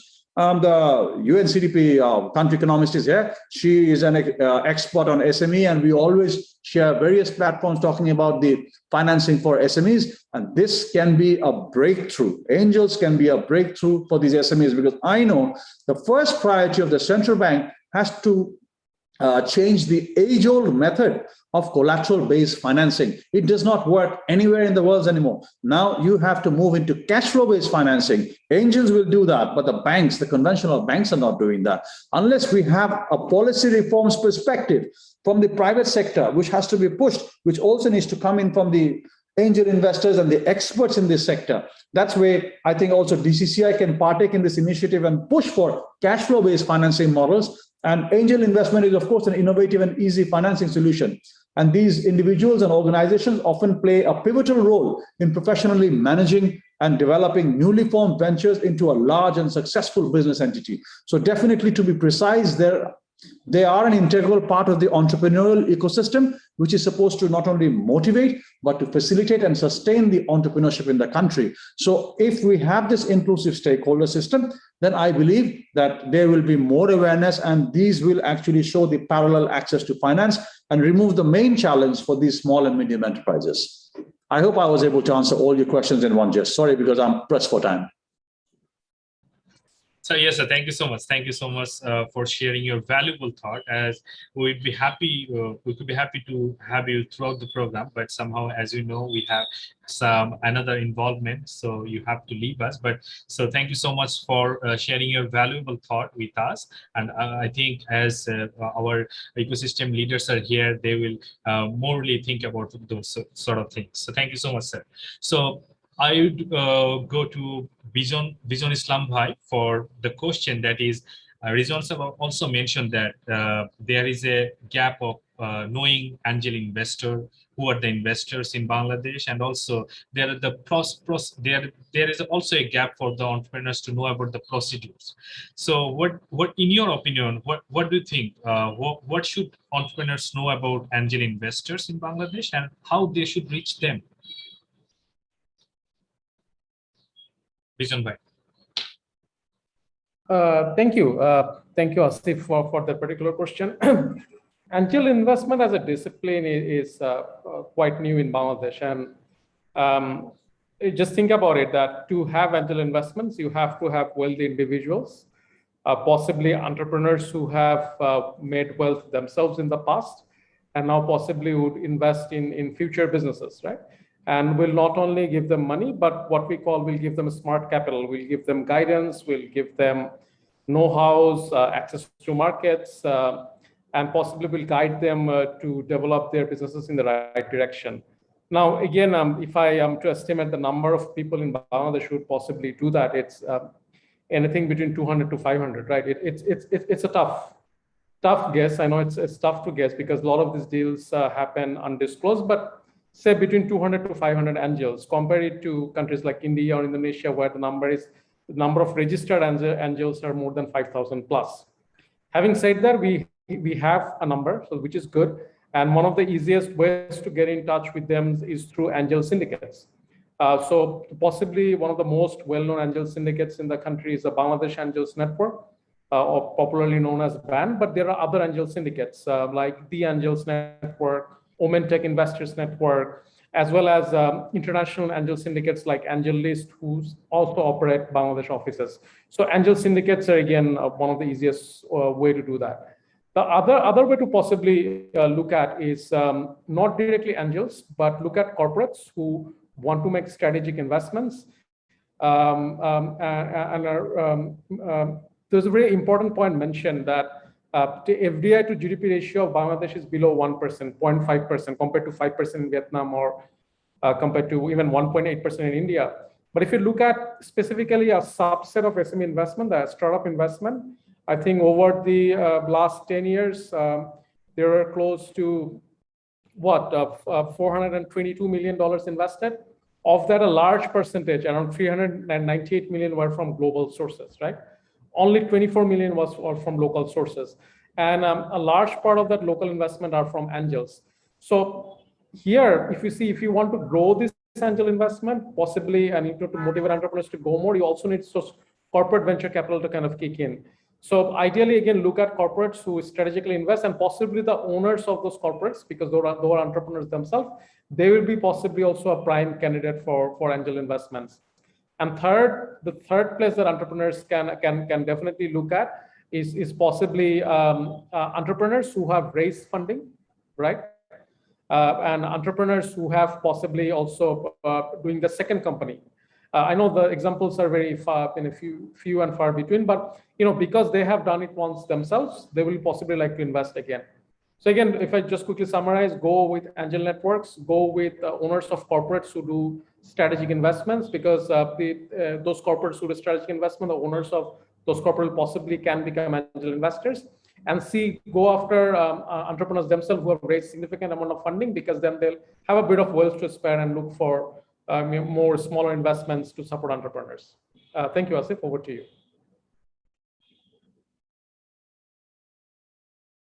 Asif, I think you were muted again. I do it always. Okay, so thank you so much, Bizon Bhai, for sharing your valuable thoughts on it.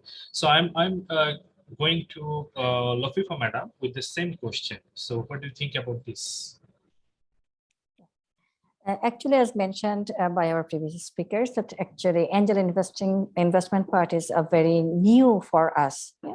So most of the people don't know about this. That's the main problem. And suppose in BWIT, we have some members who are also angel investors. And sometimes they say that they have the capacity to invest, but they don't get promising startups where they can actually invest their money. So actually you have to think out of the box. So we know that all in startups actually don't click. But if you have the idea, if you have unique idea, actually you can do something better. So actually, the startups also think about that. Especially I am involved with Startup Bangladesh. I am in some of their committees, and especially when we select the startups for the funding, usually we find that they have the repetitive ideas. So actually it's difficult to invest to a startup which doesn't have any unique ideas.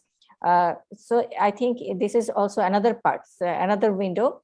The startups also think about that. So this is one thing.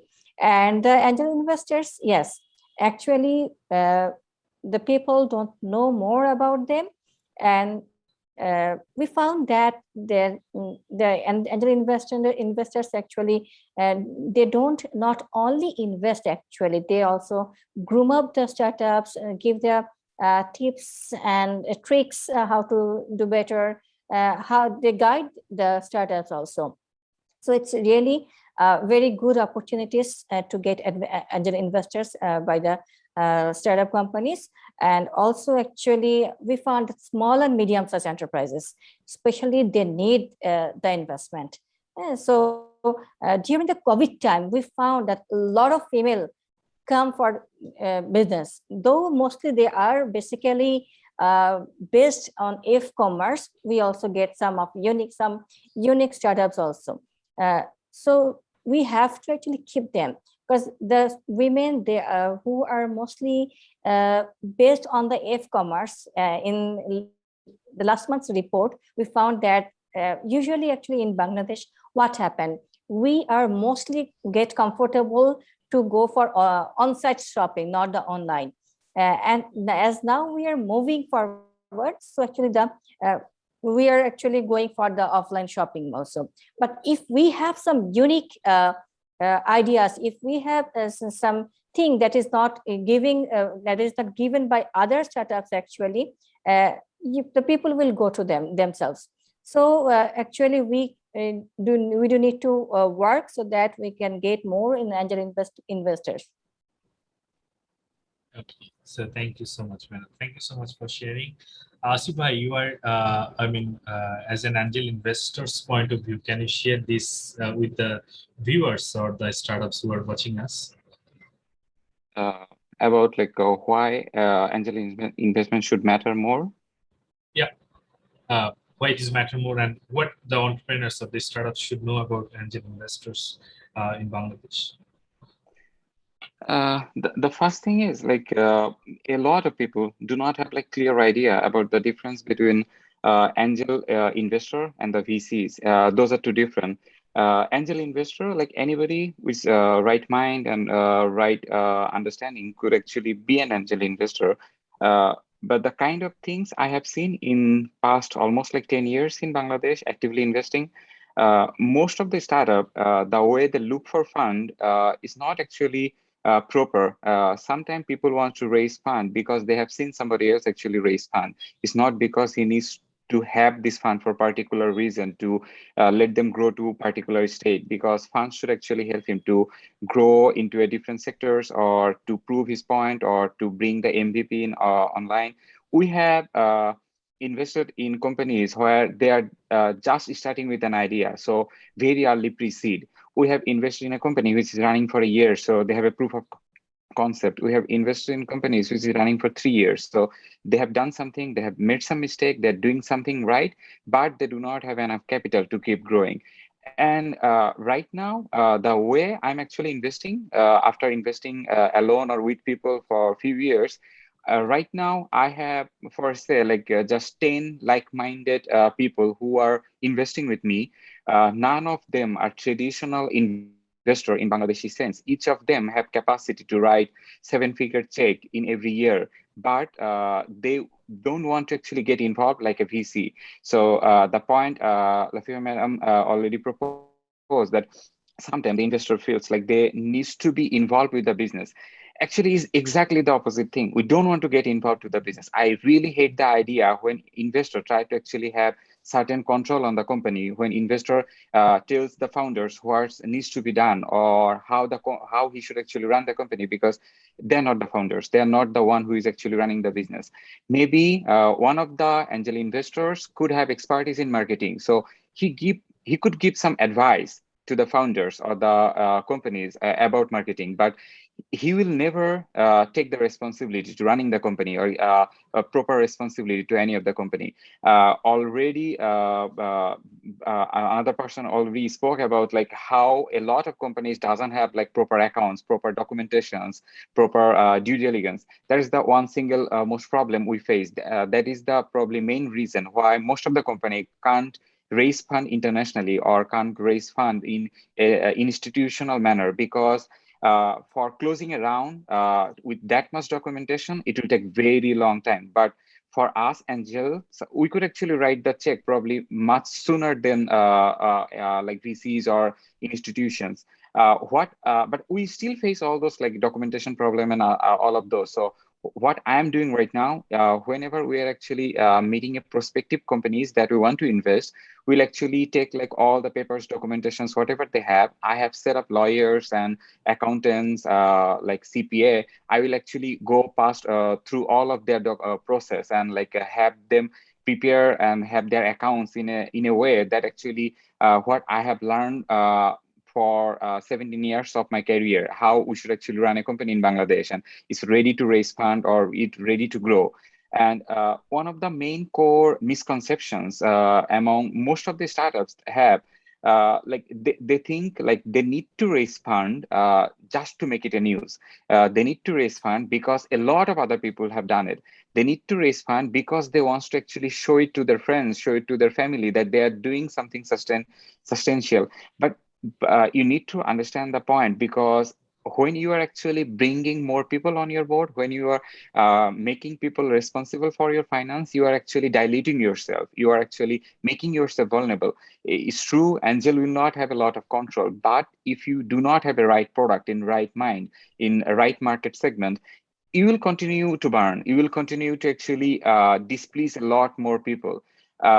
It's true that angels could take like even much bigger risk. Angel could actually take decision faster. Like I have one crazy guy who came and saying that he wants to work in safe food. Safe food means like it's a better packaging, better like process management and everything, which makes the product even costlier than the usual market. But he wants to sell it to very lower end consumers. Like he wants to sell like beef in half kg packet. He wants to sell like Ilish in 250 gram. so it sounds like very ridiculous because the packaging and processes, it will increase the cost. But he has the point that a lot of people don't buy Elish only because Elish actually cost more if you buy like one single piece, and maybe a lot of like a very small family lives in Dhaka, just husband and wife. So it's crazy idea. I wanted to test like how his idea could shape.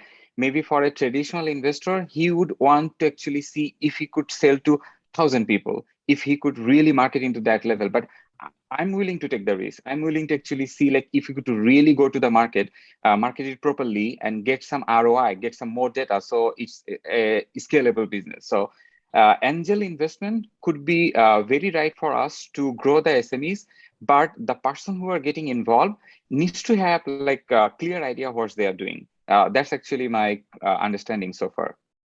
Absolutely. As you are becoming the angel investor yourself, so you that sharing was much more valuable. So thank you so much. I'll be back to you again with another question right now. So that is, what do you think from the angel investors' perspective? How to bring more angel investors in the country from it could be abroad. Another thing is how to grow the interest of the local people to become the angel investor, because many of them actually don't know how am I actually capable of becoming an angel investor or not. So what's your thought on it?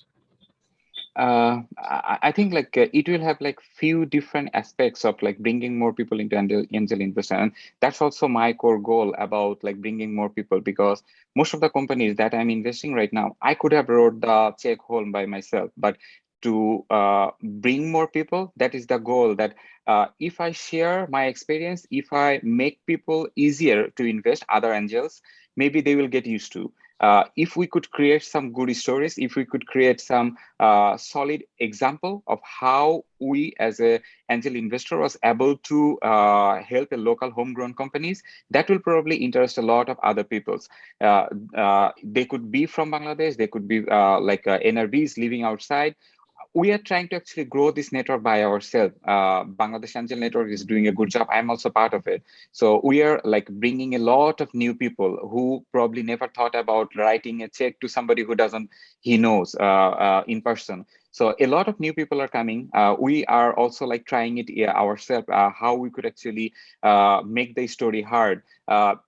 You will probably see like all the investment we are doing the PR in a way that actually highlights all the angel investor as well. So that's also one of the strategy that we are actually trying to promote the angel investments. That those are the people that you probably know from some other business, they are investing in a business. So you could do the same. And after our first 3-4 investment, I'm getting a lot of like connections and people knocking me that if they could be involved in my next round, if they could be involved in the next company I'm going to invest. I'm probably not going to take those responsibility of bringing more people as a network, but I'm connecting them with like BAN, I'm connecting them with a lot of other local initiatives, and some of the things maybe we will actually do as an organization as well. So I think it's our responsibility from each and every aspect. So I am playing my role as an active angel investor for a decade or more. I'm sure like Sabur Bhai, Asif Iqbal, and all of you are actually doing the same thing to promote this. So we need like more stories. We need to actually talk about it. We need to speak up how we could actually help the right story, not only the like funding story. We have to actually tell the story how we are really able to create a like positive impact from the angels as well. So thank you so much. Thank you so much, Asif Bhai. So Bizon Bhai, can you hear us? So I'm looking forward to your thought on this same question. How do we bring more angel investor in the country? Right. I mean, first I want to start with that investors come in all shapes, colors, and sizes, right? And each of them kind of has their own kind of structure, processes to understand. So angel investors are typically those investors who are investing early in the business, right? Possibly they're taking maybe additional risk compared to institutions who are coming later in the stage of venture capital firms or corporates. But typically these are mostly angel investors consist of individuals who have already run their own businesses, right? we have this very interesting saying that we have that angel investors are people who have their own money and other people's business, right? And venture capital firms are other people's money and other people's business, right?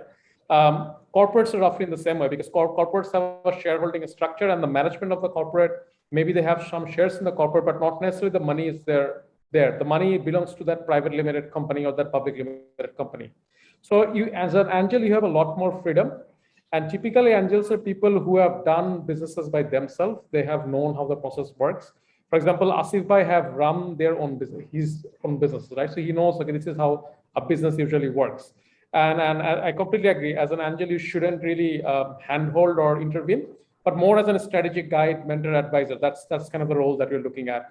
Because you have, if the founders don't perform, or the founder leaves the next day, what do you have got left? Because these early companies do not have assets that can be liquidated, right? Sabur sir, he has done this business for a while. He has done multiple businesses. Now, if he comes in and invests in other companies, that's where angel investors come.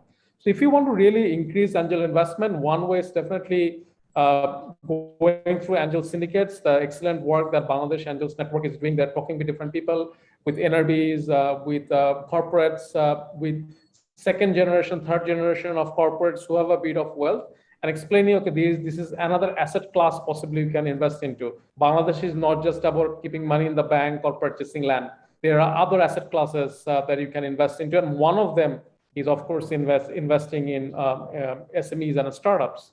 If you do want to create more angels, possibly you need to showcase a few success stories that are coming here and which have started going up. For example, Chaldal, both the early investors who have invested in Chaldal possibly will get an exit. Pathao, the early investors who invest in Pathao will get an exit. Or ShopUp, the early investors who invested in ShopUp will get an exit. So I think these success stories are coming, but this needs to happen more. That way, I think more people will be interested to look at this particular market. But again, that view is important, that these successes are few and far between. Possibly if you make angel investment, you should be ready to kind of take full risk on that capital. You may or may not get capital that if you invest in possibly 10 companies, possibly 1 or 2 will give you return, maybe 2 or 3 might give you dividends, and maybe other 3 or 4 might completely fail and give you 0 return. So I think educating the market through different forums, understanding, showcasing these success cases. I know Asif Bhai is doing this informally, which is again great, which is needed because people trust. Investors often have this herd mentality, right? I mean, I remember when we were selecting a company to invest from LightCastle, and I told him within my network that we're investing in this company. Automatically, 5 of my friends came up and said, "Hey, Bizon, we also want to invest," right? So investors have this herd mentality. So whenever these things are happening, showcasing those. And then, of course, angel syndicates definitely play a very, very good role, because we are doing this informally, but they systematically kind of showcase the investment opportunities here. And lastly, possibly working with VCs, because VCs often give exits to the angel investors. So, Tina Appa is here from Startup Bangladesh Limited. Possibly they will make a lot of investments, or there are other VCs in the market, international, local. So they will possibly give more exit to the angel investors. So possibly trying to work with these VCs and figuring out what kind of investments that normally happen, which industries are most in demand, and possibly sharing that knowledge so that you can strategically make more investments on those particular sectors. But yeah, I think sharing this knowledge with already existing entrepreneurs who have had success is one of the possible ways to kind of start. And the second is reaching out to professionals who not necessarily have done businesses themselves, but have a bit of wealth, have worked somewhere, have built a track record, understands certain particular industries. They possibly can also be motivated to start investments as well. And again, working in collaboration with angel syndicates and venture capitals who can give exits to those angels will definitely be a key. Thank you. Absolutely. So thank you, Bizon Bhai, for sharing your very worthy thoughts on this question. So, Lafifa ma'am, are you there? So, we wants to hear from you on this note. I think he has some connectivity issues. So, I'll be back to Asif Bhai again. So, Asif Bhai, in your opinion, I have my last question in my in my hand, and also I'll be back with one of the question come from the audience. That is, I'll be back with that question. But Asif, one thing that is, in your opinion, how to make access to finance for entrepreneurs very easy in our country? Still, there is a huge challenge faced by many of the SMEs and the startups. But what do you think on it? And any overall thought about the role of angel investor for developing the startup ecosystem? I do think like it's mostly like knowledge gap. This is almost like ridiculous. If you meet somebody who is professionally active in his career for 5-7 years and running some form of business for 3 or 4 years, then he started something. Still, he doesn't know very basic of accounting. Still, he doesn't know how to actually keep track of the expense, how to run the accounts, and how to process all of those. So this is like pretty ridiculous to be found still right now, because none of the university, none of the like things that they have gone through actually teaches them to be accountable, process the accounts, VAT, and all the documents properly. So I do think like we are doing a lot of good things from Startup Bangladesh to GP Accelerator and all of those. And we should actually have like more content in terms of like online content. It could be video, it could be like blog and other things that will actually teach people how to be ready, how to start your business, how to start have all the legal and other formalities in an order. Those are the like main core things that I think we need to be addressed. Otherwise, nobody, it could be angels, it could be bank, it could be like any financial institute will be able to actually help. It doesn't matter like how much product you are actually selling online by Facebook or something. You can't actually have a real business unless you are paying tax, unless you are actually acquiring the things, paying all the VAT and other things. So I do think like this educational gap that is very core with our education system and everything. So that is one core problem we need to resolve. Otherwise, like a lot of things, good things that is happening right now, in terms of like, if you just see how big is the Facebook-based e-commerce that nowadays they call like F-commerce is big. They're probably much bigger than the entire e-commerce we have right now. So none of those could be actually accountable. None of those could be like in a proper order. I have seen like one really good idea that is actually working for making those F-commerce based business accountable, bringing like a SaaS based accounting solution for F-commerce, bringing like a VAT solution for them, bringing like a delivery systems and everything for the F-commerce based business. So those type of initiative could actually help people to get more knowledge and get more organized. That is the thing I'm looking forward to promote more and have people more understanding. Thank you so much. Thank you so much, Asif bhai. I think our entrepreneurs should really think of these sort of things. Bizon bhai, so in your thought, how to make the access to finance for entrepreneurs more easier in our country? What do you think? I think in any time in Bangladesh you ask, and it might be true for other countries as well, but in especially Bangladesh, you ask entrepreneurs what are their top 3 reasons. Access to capital will definitely come up. Access to talents, access to markets, but access to capital is definitely come up. One part of the process is obviously the structure of financing that Bangladesh currently has often do not support entrepreneurs, often innovative entrepreneurs, right? If you come up with an innovative idea, and if you don't have collateral, if you don't have a corporate or any kind of guarantee, and if you say, okay, I want to fund this, possibly because it's so innovative, possibly the financiers won't be able to do it. So if you look at the existing financial institutions that exist, you have close to 70 banks. They are not, the DNA is not there to actually invest in innovative solutions, because that's how not necessarily banks work. How many NBFS are there? 34. How many microfinance institutions are there? 760. But if you look at how many active venture capital firms are there in Bangladesh, barring the foreign venture capital companies, maybe there are 17, 18 licenses. So there are a few foreign international venture capital firms, maybe highest 5 or 6. That's it. And out of those, maybe all of them, most of them invest at a later stage, not at a very early stage. if you ask how many angel investors are there, again I say 200 and 500. So one part is definitely on the supply side itself, that the funding mechanism to support innovative enterprises is not there yet. People who have risk or patient capital, as we call it, that people who have the appetite to give you the money and not bug you for the next 3 years, 4 years. I mean, if you lose it, you get a time to experiment. We call it risk capital, or patient capital. That risk and patient capital is very few and far behind in Bangladesh, right? On the other side, the entrepreneur readiness side is also missing. I mean, if we ask them, why do you think access to finance is a problem? And Asif Bhai was mentioning that they don't have their books, they don't understand that they have to keep records, they don't have an understanding how financing works, they don't have an understanding a proper way on how this gets structured. A lot of the times they are not, even there's a large industry academia gap. Universities don't necessarily make you ready so that you can become business management. Even business graduates find it difficult to manage a business, right? And let alone students from other disciplines like tech who have more probability of finding an innovative solution.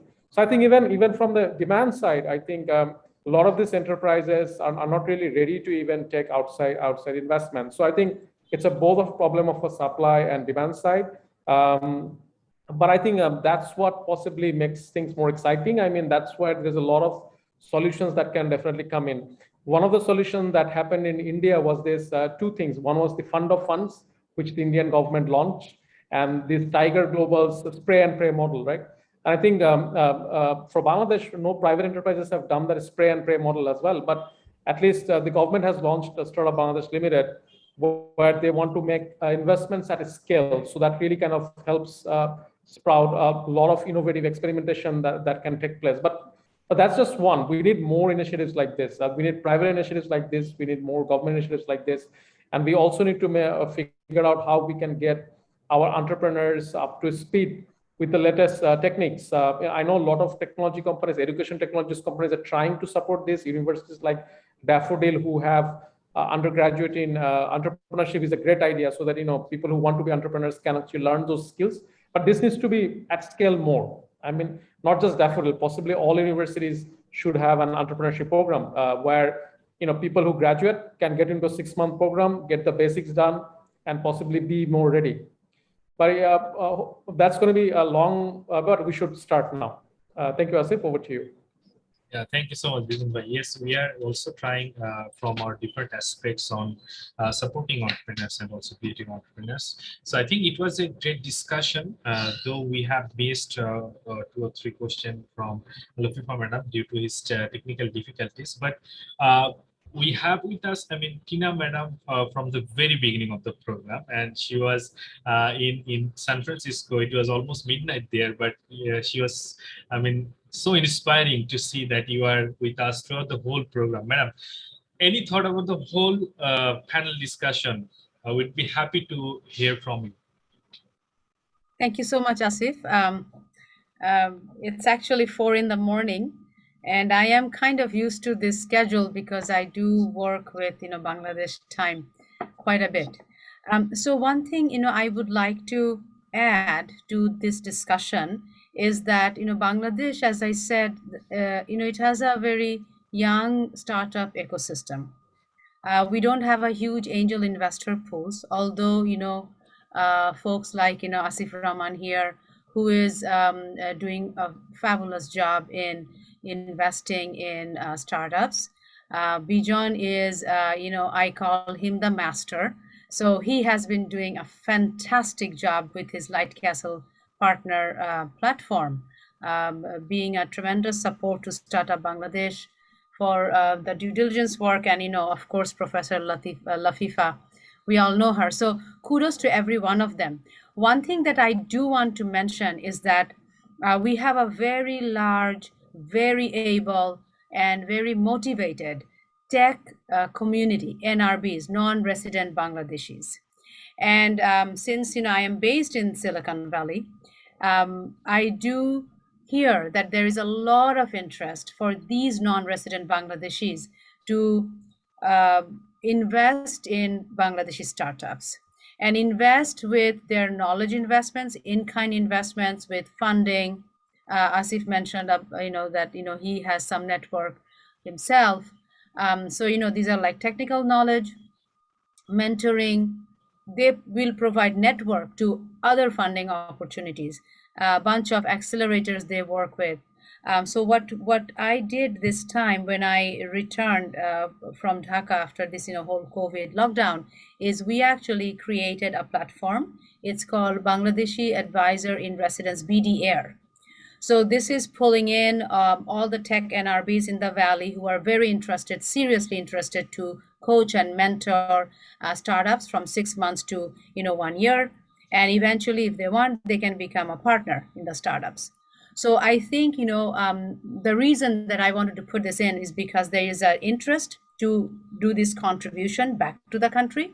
And there is a huge need in our startup ecosystem to, do these for this mentoring and coaching. So it's awesome if we can launch it well and really implement it, and we will have all the stakeholders who are present here, and also universities and whatnot will be our partners. But my other point is as NRBs, and I always say that when I am in this type of global platform that the NRBs needs to advocate Bangladesh. So we need to promote Bangladesh wherever we go, and we need to go back and invest in our startups so that we create precedents, and it brings in foreign investors, it brings in foreign angels, whatever that is.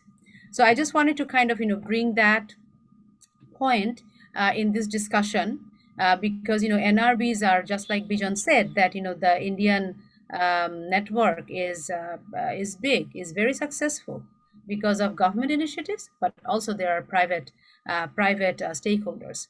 So thank you for letting me share my thoughts. I really appreciate it, Asif. You did a fantastic job in moderating this session, and I'm really honored to be part of this. Thank you. Thank you so much, madam. We are really excited about your platform, BDR, and we look forward to, know more about the platform, and I hope it will create more impact in the country. So I'm back to Asif Bhai for the last thought on anything you want to share with the youth or startup of the country. Any last thought from the angel investors' perspective? I think the core message for any people who are just starting or working with an idea or struggling what he's actually trying to do, you need to try to stay cash positive. You need to be positive in unit economics. If you have a good model, if you have find the right market fit, money should never be a problem unless you have misdocumented or did not properly did the accounts. Money will not be a problem if you are running with a good business. Obviously, the idea doesn't mean anything at all unless you really try to implement or have some of the numbers. So do not focus a lot more on just actually getting investment. Investment will come. Access to finance is a big question because you always need connections to get funds from people. But right now, a lot of initiatives, a lot of large organization, even with LightCastle Partners, the way they are connecting a lot of international initiatives, Bangladeshi initiatives also. LightCastle Partners probably single-handedly give a lot of insights to even Bangladesh Angels and a lot of different initiatives. So we have a lot of good opportunities. I do see Daffodil Group as a whole, they are also trying to help the innovations and bringing students to the access to finance and let them grow or whatever they want to. So we have a lot of those opportunities. Just do not dream on something. Try to actually implement it. Try to do not wait for funds or other things. If you have a good idea, try to implement it as small as possible. If you find your right market fit, money will not be a problem. Trust me, money will be the least problem if you have a right market fit. Absolutely. Thank you. Actually, from your words, that is, you have to start first, and I think if you can make it a successful one, money will not be a big problem, because people like Asif Bhai, people like Bizon Bhai, Madam, Tina Madam is there for you. So Bizon Bhai, any last thought on for the youth or the startup of the country? No, I think it's a very exciting time to build a company in this world. This is the first time possibly in the history of possibly humankind, you can build very innovative solutions by sitting anywhere in the world. And I think COVID has given that opportunity more. The increase in ICT opportunities that are there is definitely there, but even looking at the Bangladesh market, I'm seeing so many innovative companies that are coming up recently with so many innovative solutions. So I think it's a great company, a great time to form a company, from agriculture to health to education, ICT, climate, consumer goods, consumer durables. I think the opportunities are everywhere. So all the best, and if we are able to help, we'd be happy to help. In whatever we can, because at the end of the day, we are in the same boat. I think if the entrepreneurs do well, the country does well, and we will all do well. So I think because we're in the same boat, the boat of Bangladesh, we're happy to help, and all the best for your future. Thank you. Yes, absolutely. We are in the boat of Bangladesh. So if we do something good, it is for the betterment of the country and betterment for us. So thank you so much, Bizon Bhai, Asif Bhai, Kina Madam, and also Lafifa Madam was there, but due to some technical difficulties, she was not able to join us till the end. And also Rizwan Rahman sir, he was in the very beginning. So it was an absolutely a pleasure to moderate this wonderful session. Very, all the thought sharing session from you, all of you. I think our audience has got a great understanding on what is happening in Bangladesh, and also those who are watching from Bangladesh, they will get a greater understanding on how to reach you people for their dream to make successful. So thank you so much, Asif Bhai. Thank you so much, Bizon Bhai. Thank you so much, Tina Madam, for joining us and being a part of this World Business Angel Investors Week. Dear viewers, so this is the end of our Bangladeshi Parts program, but till another 2 to 3 days, we have several other programs on a different part of the world. You can be a part of any of the program if you want. So thank you so much. I think we'll be connect you in the upcoming programs as well. Thank you. So we are signing out for this program. Thank you so much. Take care, everyone.